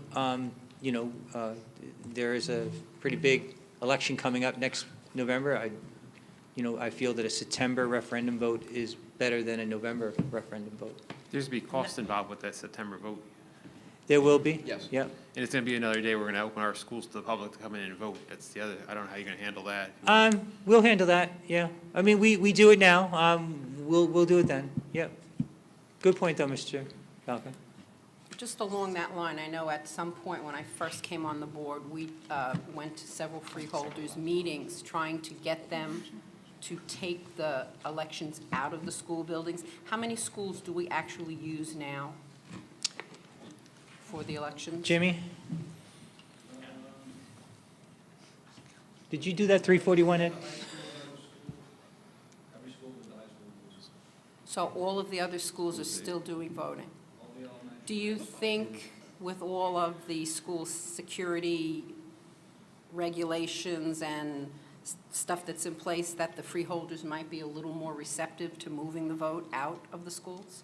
Where are they going to put them? We can. Fire stations, They the use those seniors, too. the They use senior those too. center. They already use some of They're them. using those also on Yeah. election day.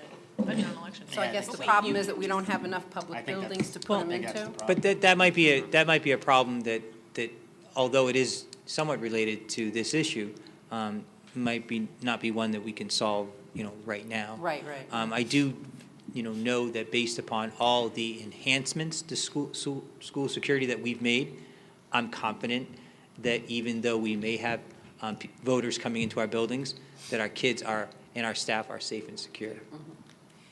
But wait, I'm And we do confused. get a great deal of cooperation from the borough with regard to extra police officers and so forth during voting days, I must say that. And they are generally in a very confined area. Correct, yep. Just Mrs. one other Kennedy? thing Oh, before I move on. I noticed that you have a SPAC meeting scheduled for September 11th. And I was thinking that in the interest of saving time and getting the Jackson train home occasionally when it can, that we could combine the blue ribbon and the SPAC for that, for the purpose of discussing the referendum. However, I will not be here on the 11th. I Can I will just be say- in Jerusalem praying for you. Just one thing, Bruce, that blue ribbon hasn't met in a while, right? Maybe you want to gather your troops together to see. how Well, many again, members we still haven't met because, as I No, I always understand said, why. I don't want to waste people's course. time. And we, the original, we started meeting when Riverton came up. And since that's kind of in limbo, continually, we haven't called a meeting. But now this is something that, again, would be a general, of general interest to everyone in the school district. So I think that maybe combining a meeting would be a good idea. I think So that's a you and great can idea. talk I about think it. Mrs. Labby would really like that idea, Yes, she too. would, yes. And then if you want to give me a little note for the Wailing Wall, I'll take it. And keep those prayers coming, Mrs. Bloom. But also, to Mr. Esposito's point, if we're going to combine those meetings, which I think is good, we may want to get a communication out to the Blue Ribbon Committee sooner rather than later regarding what we're deciding and talking about here, so that the Blue Ribbon Committee doesn't automatically feel like, wait a minute, this has all been decided, what's going on? We can let them know that, look, we're looking at the potential for a referendum. Right. We want your Oh, input. yeah, absolutely, that would But I occur, think but I that would can- need a date. No, you no, know, but I think that communication sooner rather than later, you can pick the date later on in September. Okay. Mrs. Kennedy? Now I have two questions. Who does the Blue Ribbon Committee consist of? Is that parents and? Yes, Okay. parents and community members. We asked for volunteers, and we picked a certain number of people. I have my list at home, so it's, So, and I'll it's give you like a the, random I'll give you the history on that. Traditionally, we've always used a blue ribbon committee consisting of different, and the reason it's blue ribbon is you cut the blue ribbon when you dedicate a building. But anytime we look at any type of facilities or expansion project, we've always formed a committee of parents, community members, residents, et cetera, to help, guide that project in terms of scoping, what we're looking for, et cetera. So we formed one several years ago that has been, kind of hanging on, because we've, as Mrs. Bloom said, we have not had any clear information or direction It was in with regard regard to to Riverton Riverton, or where and the so community we is kind going. of, when everything stalled, I know Mrs. Batco was always asking why we didn't meet, but I feel it's a waste of people's time to bring them out if I have nothing new to tell them. So we kind of haven't gone anywhere with that, because they haven't gone anywhere down there. They're still pushing dirt. Even to the point where when Blue Ribbon was formed, that elementary enrollment was increasing, and now we've actually turned the curve. Wait, So- I think I'm on that committee, because I'm just looking back to when they were. Oh, there you go. Yeah, okay, so that's good to know. So you're on my Yeah. committee, there you go. I And, don't remember I that think you're on there. I assumed that was like blue ribbon, like when you're going for a blue ribbon, like distinguished. Like Blue Ribbon School, no. Yeah, so that's why I was confused. Okay, that was the first thing. And the other thing was, like, I didn't realize that you can just kind of have an election at a different time. So, and I understand what you're saying about, it could be a very controversial election in November, but at that time, there's also school board elections, and there will be other school-type issues. I just wonder if people will come out for a separate, like, just to vote on. And I think that's one of the questions that we pose to the Blue Ribbon Committee, we pose to the SPAC, and get their feedback on exactly when. We don't need to make that decision tonight, but that's, to me, all part of the information gathering stage. But yeah, you can have a referendum, I think it's January, it's May? December, January, December, May, September? I think so. I think those are your January, dates. September, May. Yeah. So not April. So, well, no, if you have a local school board election in April, you could do it the time of your local school board election. You can also do it on the November ballot. Gotcha, okay. From my conversations with the architect, one of the concerns they brought up with doing a November, December, or January is securing the funding and being able to start the work come July. Okay. So that is one of the other concerns, and one of the reasons we wanted in September, to give us that time to get the funding done, because first you have the election, but then you actually have to secure the funding. So there's a whole process that goes into that as well. And then you have to bid all the projects, and there's more development that goes into it. Yeah, So doing it after September would make that very, very difficult. And keep in mind, the architect, assuming we decide to go ahead with this, is only gonna develop the core plans needed to cost this thing to get an estimate. If it's approved by the voters, there's going to be additional architectural fees to develop all the wiring and everything else. Right. Other questions, discussion? Yeah, Dan? One other kind of comment, don't take it the wrong way, Dr. Labby, but I think the voters are more likely to approve a referendum with air conditioning in classrooms before the air conditioning in the big spaces. That's just my belief. With what? I think the voters would approve air conditioning in classrooms before they approve a referendum for air conditioning in the large spaces.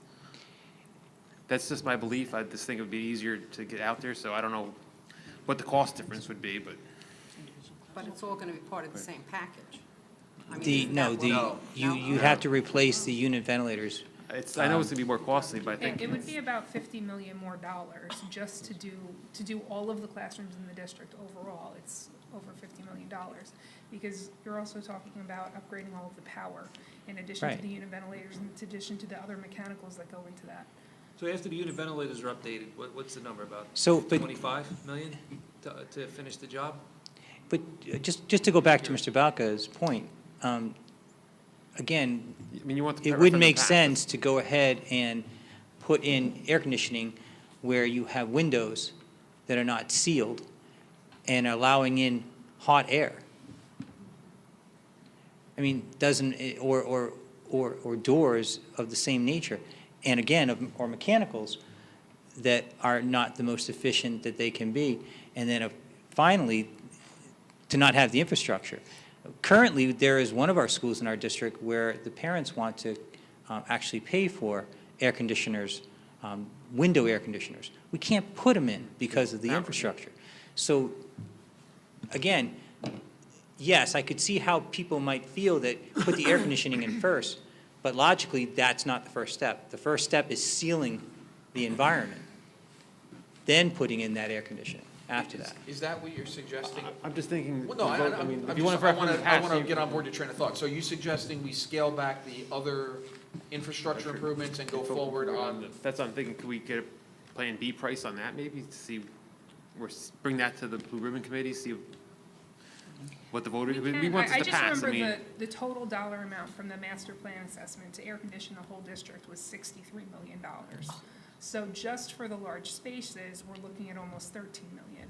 One of the things that we wanted to include was the air conditioning on the upper floors at the bigger buildings. But we were already over what we were looking at in terms of scope, so. But I can ask the architects to develop anything we want them to. Our plan, again, is to seal the envelopes so that they're as efficient as can be, provide a source for energy in the solar, and then replace the unit ventilators in the rooms. But to your point again, I mean, Yeah, parents will have an After the opportunity to infrastructure. provide input Yeah, but on I this think in we terms have to of- explain to them that this is the logical progression. You know, you can say, oh, God, I want my kid's room air-conditioned tomorrow, but if it's going to be seeping out and you're going to be wasting energy, you know, they have to understand This is the that realistic the path most to get there. efficient way This to is do the it. realistic Right. path to get there. People have Right. been talking about, you know, it can never get done, just like some of the other just like we became one of the safest schools, I believe, in New Jersey. You know, this is the path to get there, because this is gonna set us up where we can do it realistically. but Where we right can- now, we I can think the definitely do number the is not details on that, Dan. realistic. Other comments, discussion? All right, so those items will be on our agenda for approval when we approve the superintendent's report. And moving on to our next item of discussion, Student Achievement Committee. Mrs. Rubio, I hear we're going to have a Junior National Honor Society. How about that? Do you just want to talk about the Junior National Honor Society, or have Dr. Shediak discuss it, however you want to handle it? We can do it either way. My report in general has all of the categories, but certainly the Junior Honor Society is there, and it seems like a good idea. So, the committee met in August 20th. We started out the meeting discussing the grants that we have been so lucky to pursue and fortunate to achieve some monetary effect from Bristol Myers. We talked about the Encore Student Growth Grant, which is to reduce chronic absenteeism. It will actually utilize teacher leaders in the schools to form strategies, share their strategies with the teachers. Under curriculum, you have in the agenda all of the courses to approve: elementary, phys ed and reading, high school, quite a number, and middle school the largest because of the new electives.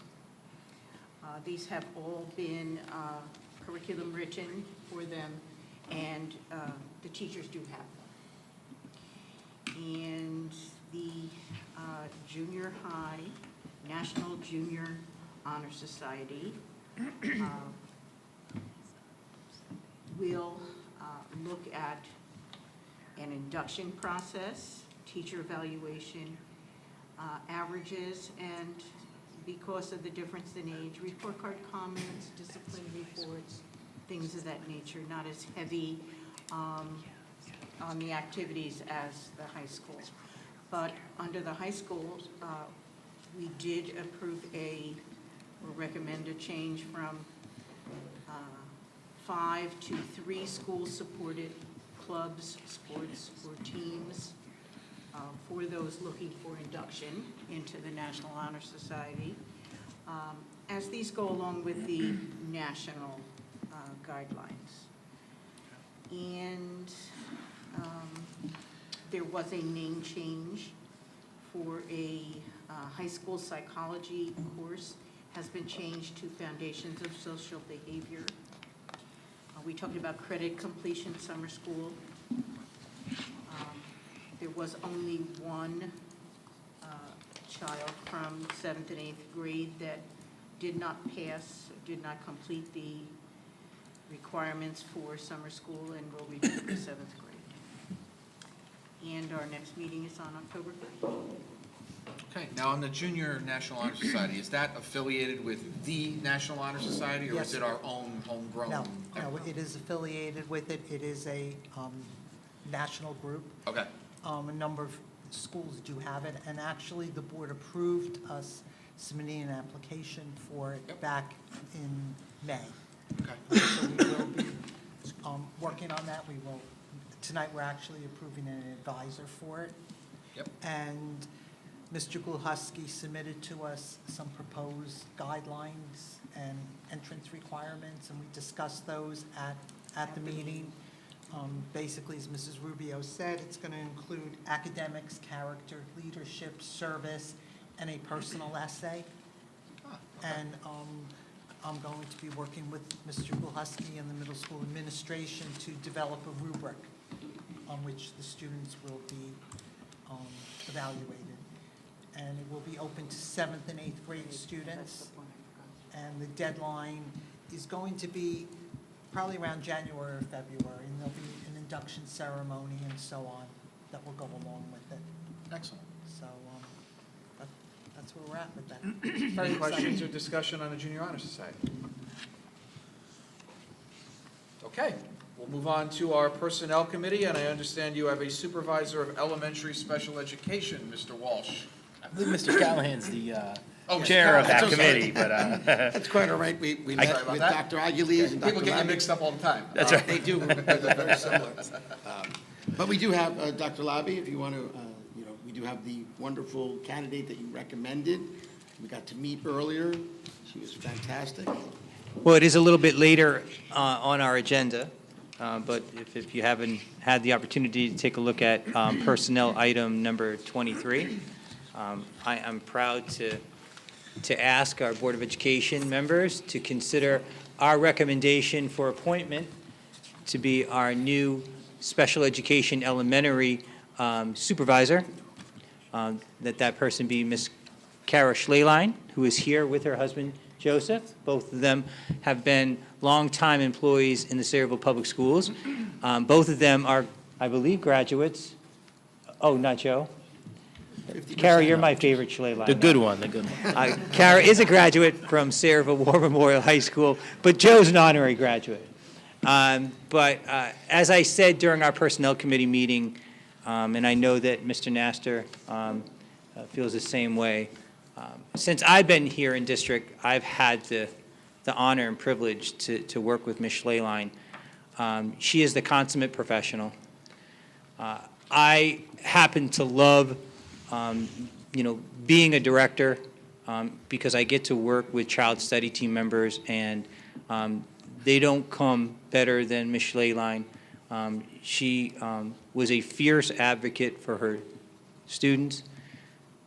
She is incredibly proficient with the New Jersey Administrative Code with regard to special education. But more importantly, she's an incredibly competent social worker and educator. She knows what our students with disabilities need in accordance with their individualized education programs, and she knows how to work very, very closely with their certificated staff and non-certificated staff, including our building administrators, to ensure that all of our children that are in her caseload get a free and the most appropriate education as possible. So my opportunity to spend time with her, to work with her, impressed me incredibly. Most importantly, she's an amazing person, one of the kindest, most caring people I've had the opportunity to meet and work with here.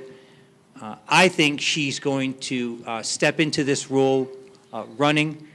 I think she's going to work on Mr. Nastor's team with Dr. DeFina, along with Ms. Burns, who is our new Director of Early Childhood. And I think they're going to take our program from where it is now to heights that even I couldn't have imagined that they would rise to. That's how impactful I believe her appointment is going to be this evening.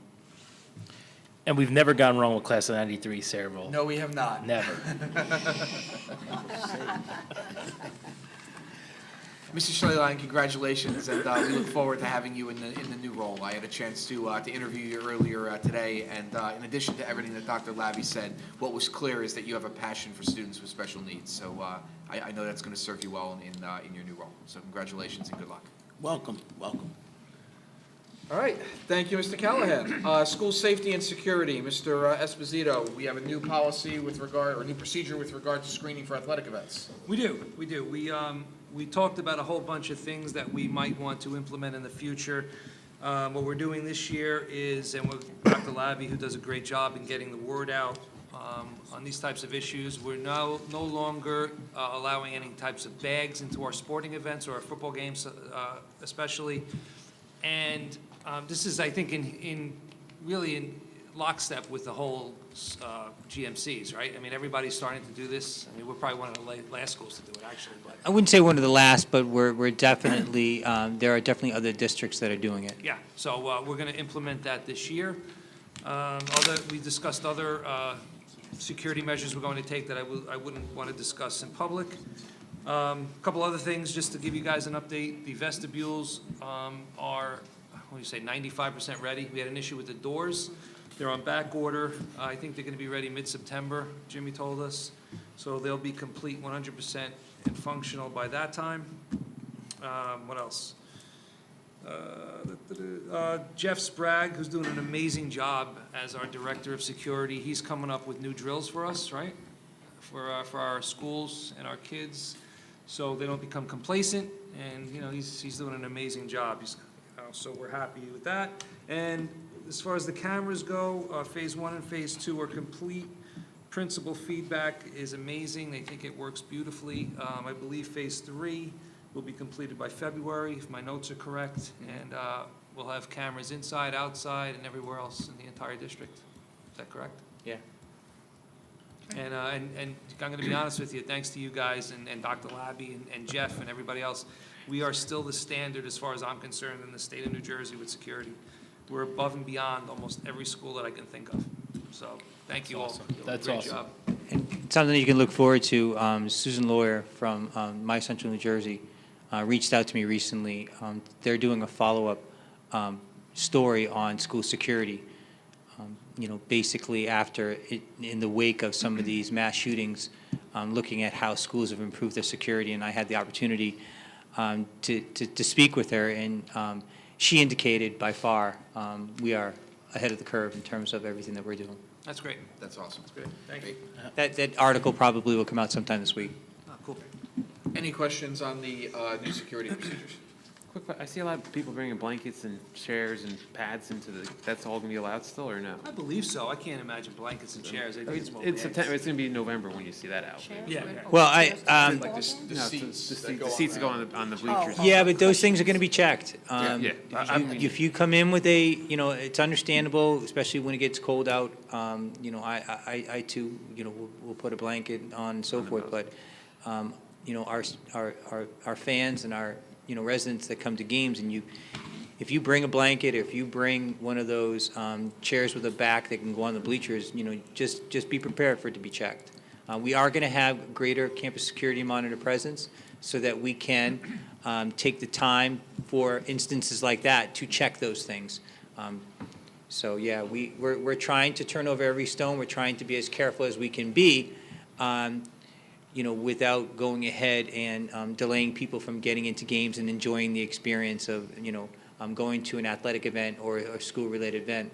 You know, one of the things that we'd like to consider in the future is maybe, you know, near where we purchase our tickets is constructing a gate that would include potentially permanent metal detectors so that we can go ahead and do that. But in the meantime, we are going to have our campus security monitors there who will be wanting people and checking blankets and things like that.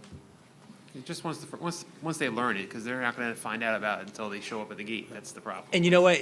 It's a good point, Mr. Balka. You know, during graduation, we exercised the same thing, and all of our parents pretty much knew not to bring bags. But some of our parents might not have remembered to tell aunts and uncles and grandmas and grandpas about the same policy. So those were the people that were coming that had no idea that they couldn't bring a bag and so forth. So hopefully the news will spread, but as Mr. Esposito indicated, other schools are doing this, so most parents are pretty much used to not being able to bring a bag in. Just to go along with what Anthony said, again, this is the third year in a row that I've attended the security conference, and they give guidelines, and we have met every one of the guidelines that they recommend, so we're doing a good job. When we had to attend the bowl game, which was extremely cold, and it was at MetLife Stadium, blankets were checked, so I'm sure the fans will. What did they go unravel them? They just checked and that was in there and they let you Yeah, know? oh, Is yeah, that what it is? and it was very cold that game, if you guys remember. It was cold. I was there. I still don't expect to see Dr. Labby with a blankie on at the game. I would never wear a All right? blanket, Mr. Okay. You're right, All Mr. Walsh. You Long as we're never clear, catch me in a long as we're blanket. clear. All right, any other, yeah, Mrs. Kenny? No, I definitely think that's obviously some very direction, but that works well for basketball, for football, where people are actually purchasing tickets, but it doesn't help things like soccer and softball Yeah, and we baseball. talked Like, about that. How are those going to be? We talked about it, and you know what it is? While we're going to be, Jem Badami is kind of the security at these soccer games. They don't really, it's not well attended, you know, and I hate to say Right, it, but there's it's not the just mass not. crowd So like at a football she keeps an eye out and for anything, you know, like that. I don't think we really have anything. Yeah, formal but for eventually, that. Mrs. Carey, if we were to, build some kind of permanent gate, then everybody would be forced to go Everybody through. would go through it. Yep. Right. Every sport. Other questions on security? Okay, next item, delegate to New Jersey School Boards. Before I turn it over to Mrs. Rubio to talk about her meeting with Assembly in Coughlin, or Speaker Coughlin, I do want to congratulate Mrs. Lucy Bloom for being elected president of the Middlesex County School Boards Association in July. First time the title's been held in 20 years. So we're very happy. Congratulations on bringing it home to Sayreville. We know you're going to do an excellent job over the next 2 years as president, and hopefully for 2 years after that when you're reelected as president. Can we just make sure there's a quorum at all of your meetings? Yeah. That's not my job. That's New Jersey School Board's job to make sure there's a quorum there, but I will be on top of them to make sure we have a quorum so we can do business. And if you need a guest speaker, I know a great superintendent from down south, by the Princeton area that would love to give a presentation. I think we've heard from him already. More than once. Ad infinitum. All right, with that being said, Mrs. Rubio, how did your meeting go with Speaker Coughlin? I know you weren't meeting on behalf of the board, but any insight that you have gained would certainly be helpful. Well, I had a list of things to do when I retired from the district. One of them, which was to become a trained lobbyist in Trenton. And I am a GR representative for the retired educators. So as part of the GR work, government relations, we are always meeting with people informally. This was the first time we got to meet formally. And so about 5 of us attended a meeting with Assembly Speaker Coughlin at his offices. And so I am proud that we had only one concern coming from Sayreville and Mr. Sayak. But there were a lot of member concerns on behalf of the educators. And I think the big thing that I walk away from with these issues is that the more we are not supporting retirees, the more current teachers are looking at our situation and saying, is this a profession I really want to go into?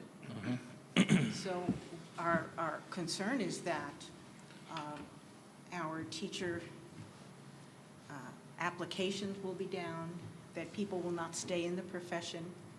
As long as I did, it was the joy of my life. And luckily, I didn't always worry what my paycheck was, but that wouldn't be the case today. So I see it as something that's detrimental to the profession. And so these concerns came from our members. But I felt that he should know that in Sayreville, we thought, Mr. Sayak's direction, that the state aid we've received have really been instrumental in moving our program forward. And I did make sure that Mr. Coughlin did know that. Our concerns were on the impact of Chapter 78, which you know very well. It has now sunset, so the rates will stay the same unless it is negotiated as a change within the district. Mr. Coughlin wants to work with the NJEA interest to craft changes if a bill is to come. He is not promising any new bill for Chapter 78. When we met with him, there was a big question going on about absentee ballots, which obviously is a concern for a lot of retirees. So he said he didn't think it was going to be a problem, and shortly after we met, it came out that there are no changes to absentee ballots this year. Everyone will continue to get theirs. But the rumor was, the fact was being sent around that you would have to reapply every 2 years. But that's not going to be the case at all. Retirees are concerned about their COLAs, their cost of living adjustment, because they have not gotten any. There ain't any. Sorry, Luce, you made me laugh again. I live to serve. There is talk of a stacked retirement plan, but that was not discussed at all with him. He is promising, but I also believe that he was quite interested in meeting with us because he's running for election in the fall. So bottom line, I gave you the time, No ladies. surprise. See you again. No surprise. All right, questions for Mrs. Rubio? Yeah, did you have or did the opportunity come up to speak about what Senator Sweeney is doing as far as the, trying to charge more, I guess, for benefits and trying to cut off or at least significantly His change the pension Path plan? to progress, i.e. path to poverty. Yeah. Is that what is that what they're calling, what are they calling it exactly? That's what we're calling it. Well, you're calling it, yeah, what is Trent calling it? Path to progress, is that what they're doing? So what is what's his stance on that? I think as the head of the assembly, and Sweeney being the head, he wasn't really overly interested in offering opinions on that. I guess we have to meet with him, which isn't going to be as easy. Okay. He wants his own agenda. He does not really like working with the unions as much. Okay. We felt a kind of camaraderie with the county colleges who have been quite in discussion with being changed, their health plan being changed as well. Okay. Is NJS, is it New Jersey School Boards doing anything as far as Sweeney? NJSBA, and I sent out the positions on the various paths to progress. So depending on which particular item it is, they're either trying to work to get it passed or get it opposed. And again, depending on the individual, there's so many provisions in the path to progress that each one, NJSBA has a different position on. Some they support, some they oppose, and some they have really no position. But I don't think it's actually, any of it has come up for a vote on any of it. I think it's, it's a recommendation. Legislative organ. Right, yeah, they're all recommendations, and I don't think anything is moving. I don't think anybody really wants to touch it. Bills have been introduced, but Yeah. they're not going anywhere. Yeah, that's my feeling, is that none of the legislators want to get into this because they know what a firestorm it will set up. Because right away, he is interfering with the collective bargaining process, which, you know, again, Sweeney, as a union guy, like, what is he thinking? He has to respect that, and he should be. Yeah, because he's getting several pensions, and one of them is from the union. So, you know, why would you want to hurt other people? And that constantly comes up. But, you know, again, it's politics, so anything could happen. Any other challenge I have too, like with NJSBA, I mean, we've got policy positions on all these different things, but there's a policy position for each thing. So if you're looking at anything that's going to drive up benefits costs, NJSBA is going to be opposed to that. However, at the same time, they're not really looking at, well, what does it mean for teachers in the profession and how long they're going to stay, and is it going to create a void, because they've got a policy provision in isolation that focuses on benefits costs. And this is a systemic No, issue. yeah, and this is comes not up a- at meetings, and I always stand up and say, but you're going to lose all of your teachers. Right, and I think that's the key point. Some people may be asking, what does this have to do with the Board of Ed? And I think that's the Right. point we're all concerned about, is that We're it's not going to gonna become get new very teachers difficult. It has already become if very they have difficult to no recruit benefits. teachers, and I think will become more difficult to And that's a convince challenge. quality You people got- to come in the You got profession. NJEA over here, you got NJSBA Yeah, over here, and really difficult. what you need is a systems approach to solve this. So. All right, any other items that we wish to discuss? And we will debrief the meeting format at the end as soon as we vote on the superintendent's report. All right, so hearing none, I will open it up to public participation on agenda items only. If you wish to speak on anything on the agenda or anything that we talked about, please come to the microphone. There'll be another public participation shortly after voting on the superintendent's report for any item concerning the district. Okay, so hearing none, we'll close public. I will entertain, and we will have comments from the board on the superintendent's report, but I'll entertain a motion to approve the superintendent's report. So moved. By Mr. Walsh, do I have a second? Second. By Mrs. Bloom. Dr. Labby, do you have anything that you want to highlight on your report other than what we've already highlighted? No, as I've said, you already referenced, we've already talked about the motion with regard to the paying our architect of record for the preparation of a referendum, which can be found on page 4. That's item number 17 in Finance and Infrastructure. We've also had an opportunity to welcome the appointment or potential appointment of Ms. Schleyline, which is item number 23 in Personnel, which can be found on page 27. But I also wanted to bring to your attention, board members, on page 17, item number 5 in Governance. This is an interesting one. Because this is a code of conduct revision, as Mr. Sayak mentioned to you previously, we're not only asking you to approve it as a first reading, we're asking you to adopt it, to waive the second reading and adopt it this evening. Okay, it's very important that you understand that. So we're asking you to read it, approve it as a first reading, waive the second reading, and adopt it so that we can get that word out to our building principals and we can change our faculty handbooks and our student, student handbooks and our faculty manuals. Okay? And the remaining policies will all go through 2 readings because there's no urgency with those. And then finally, we do have some bittersweet moments in personnel as is the case, so I bring your attention to item number 1 in personnel, which can be found on page 17. We do have 2 retirements.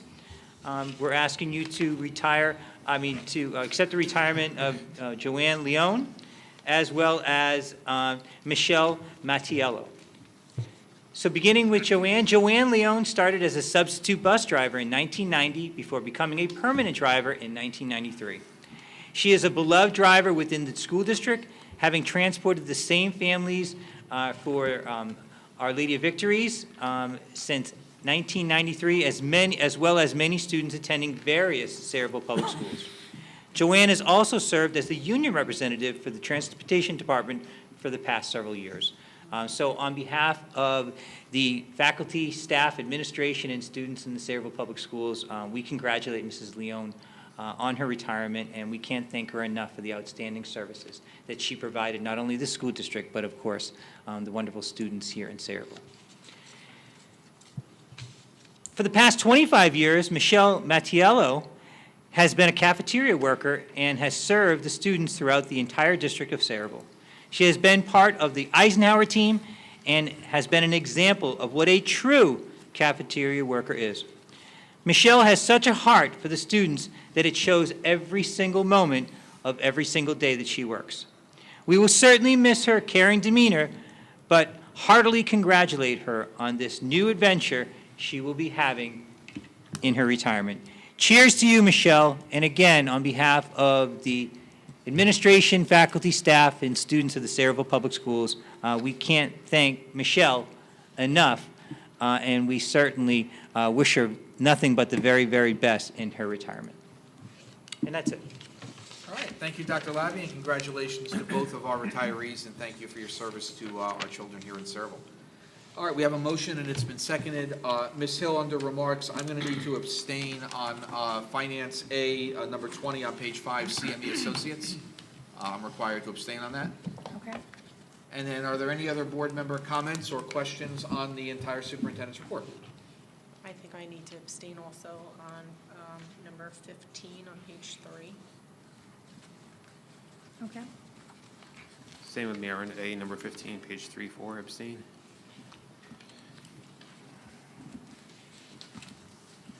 Okay. And Erin, on page 32, I need to abstain on Kevin Bloom. Okay. Any other comments or questions on the superintendent's report?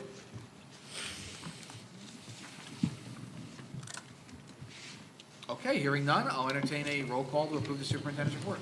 Mr. Balka? Yes, with item noted. Mrs. Bloom? Yes, except where noted. Mr. Callahan? Yes. Mr. Esposito? Yes. Mrs. Kenny? Yes. Ms. Rubio? Yes. Mr. Walsh? Yes. Mr. Syak? Yes, with the abstention noted.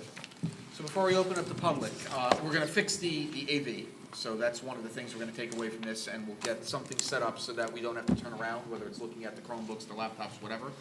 Other thoughts on how the meeting went? Does this work? Do we like this format? Yeah, because I can see everyone. I thought that was good, yeah. Nobody's dozing off.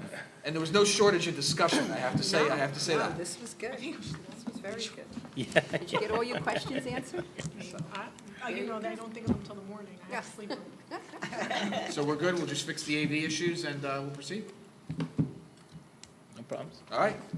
I'll open it up to public participation at this time for any item concerning the district. If you wish to speak, please come to the podium and state your name and address for the record.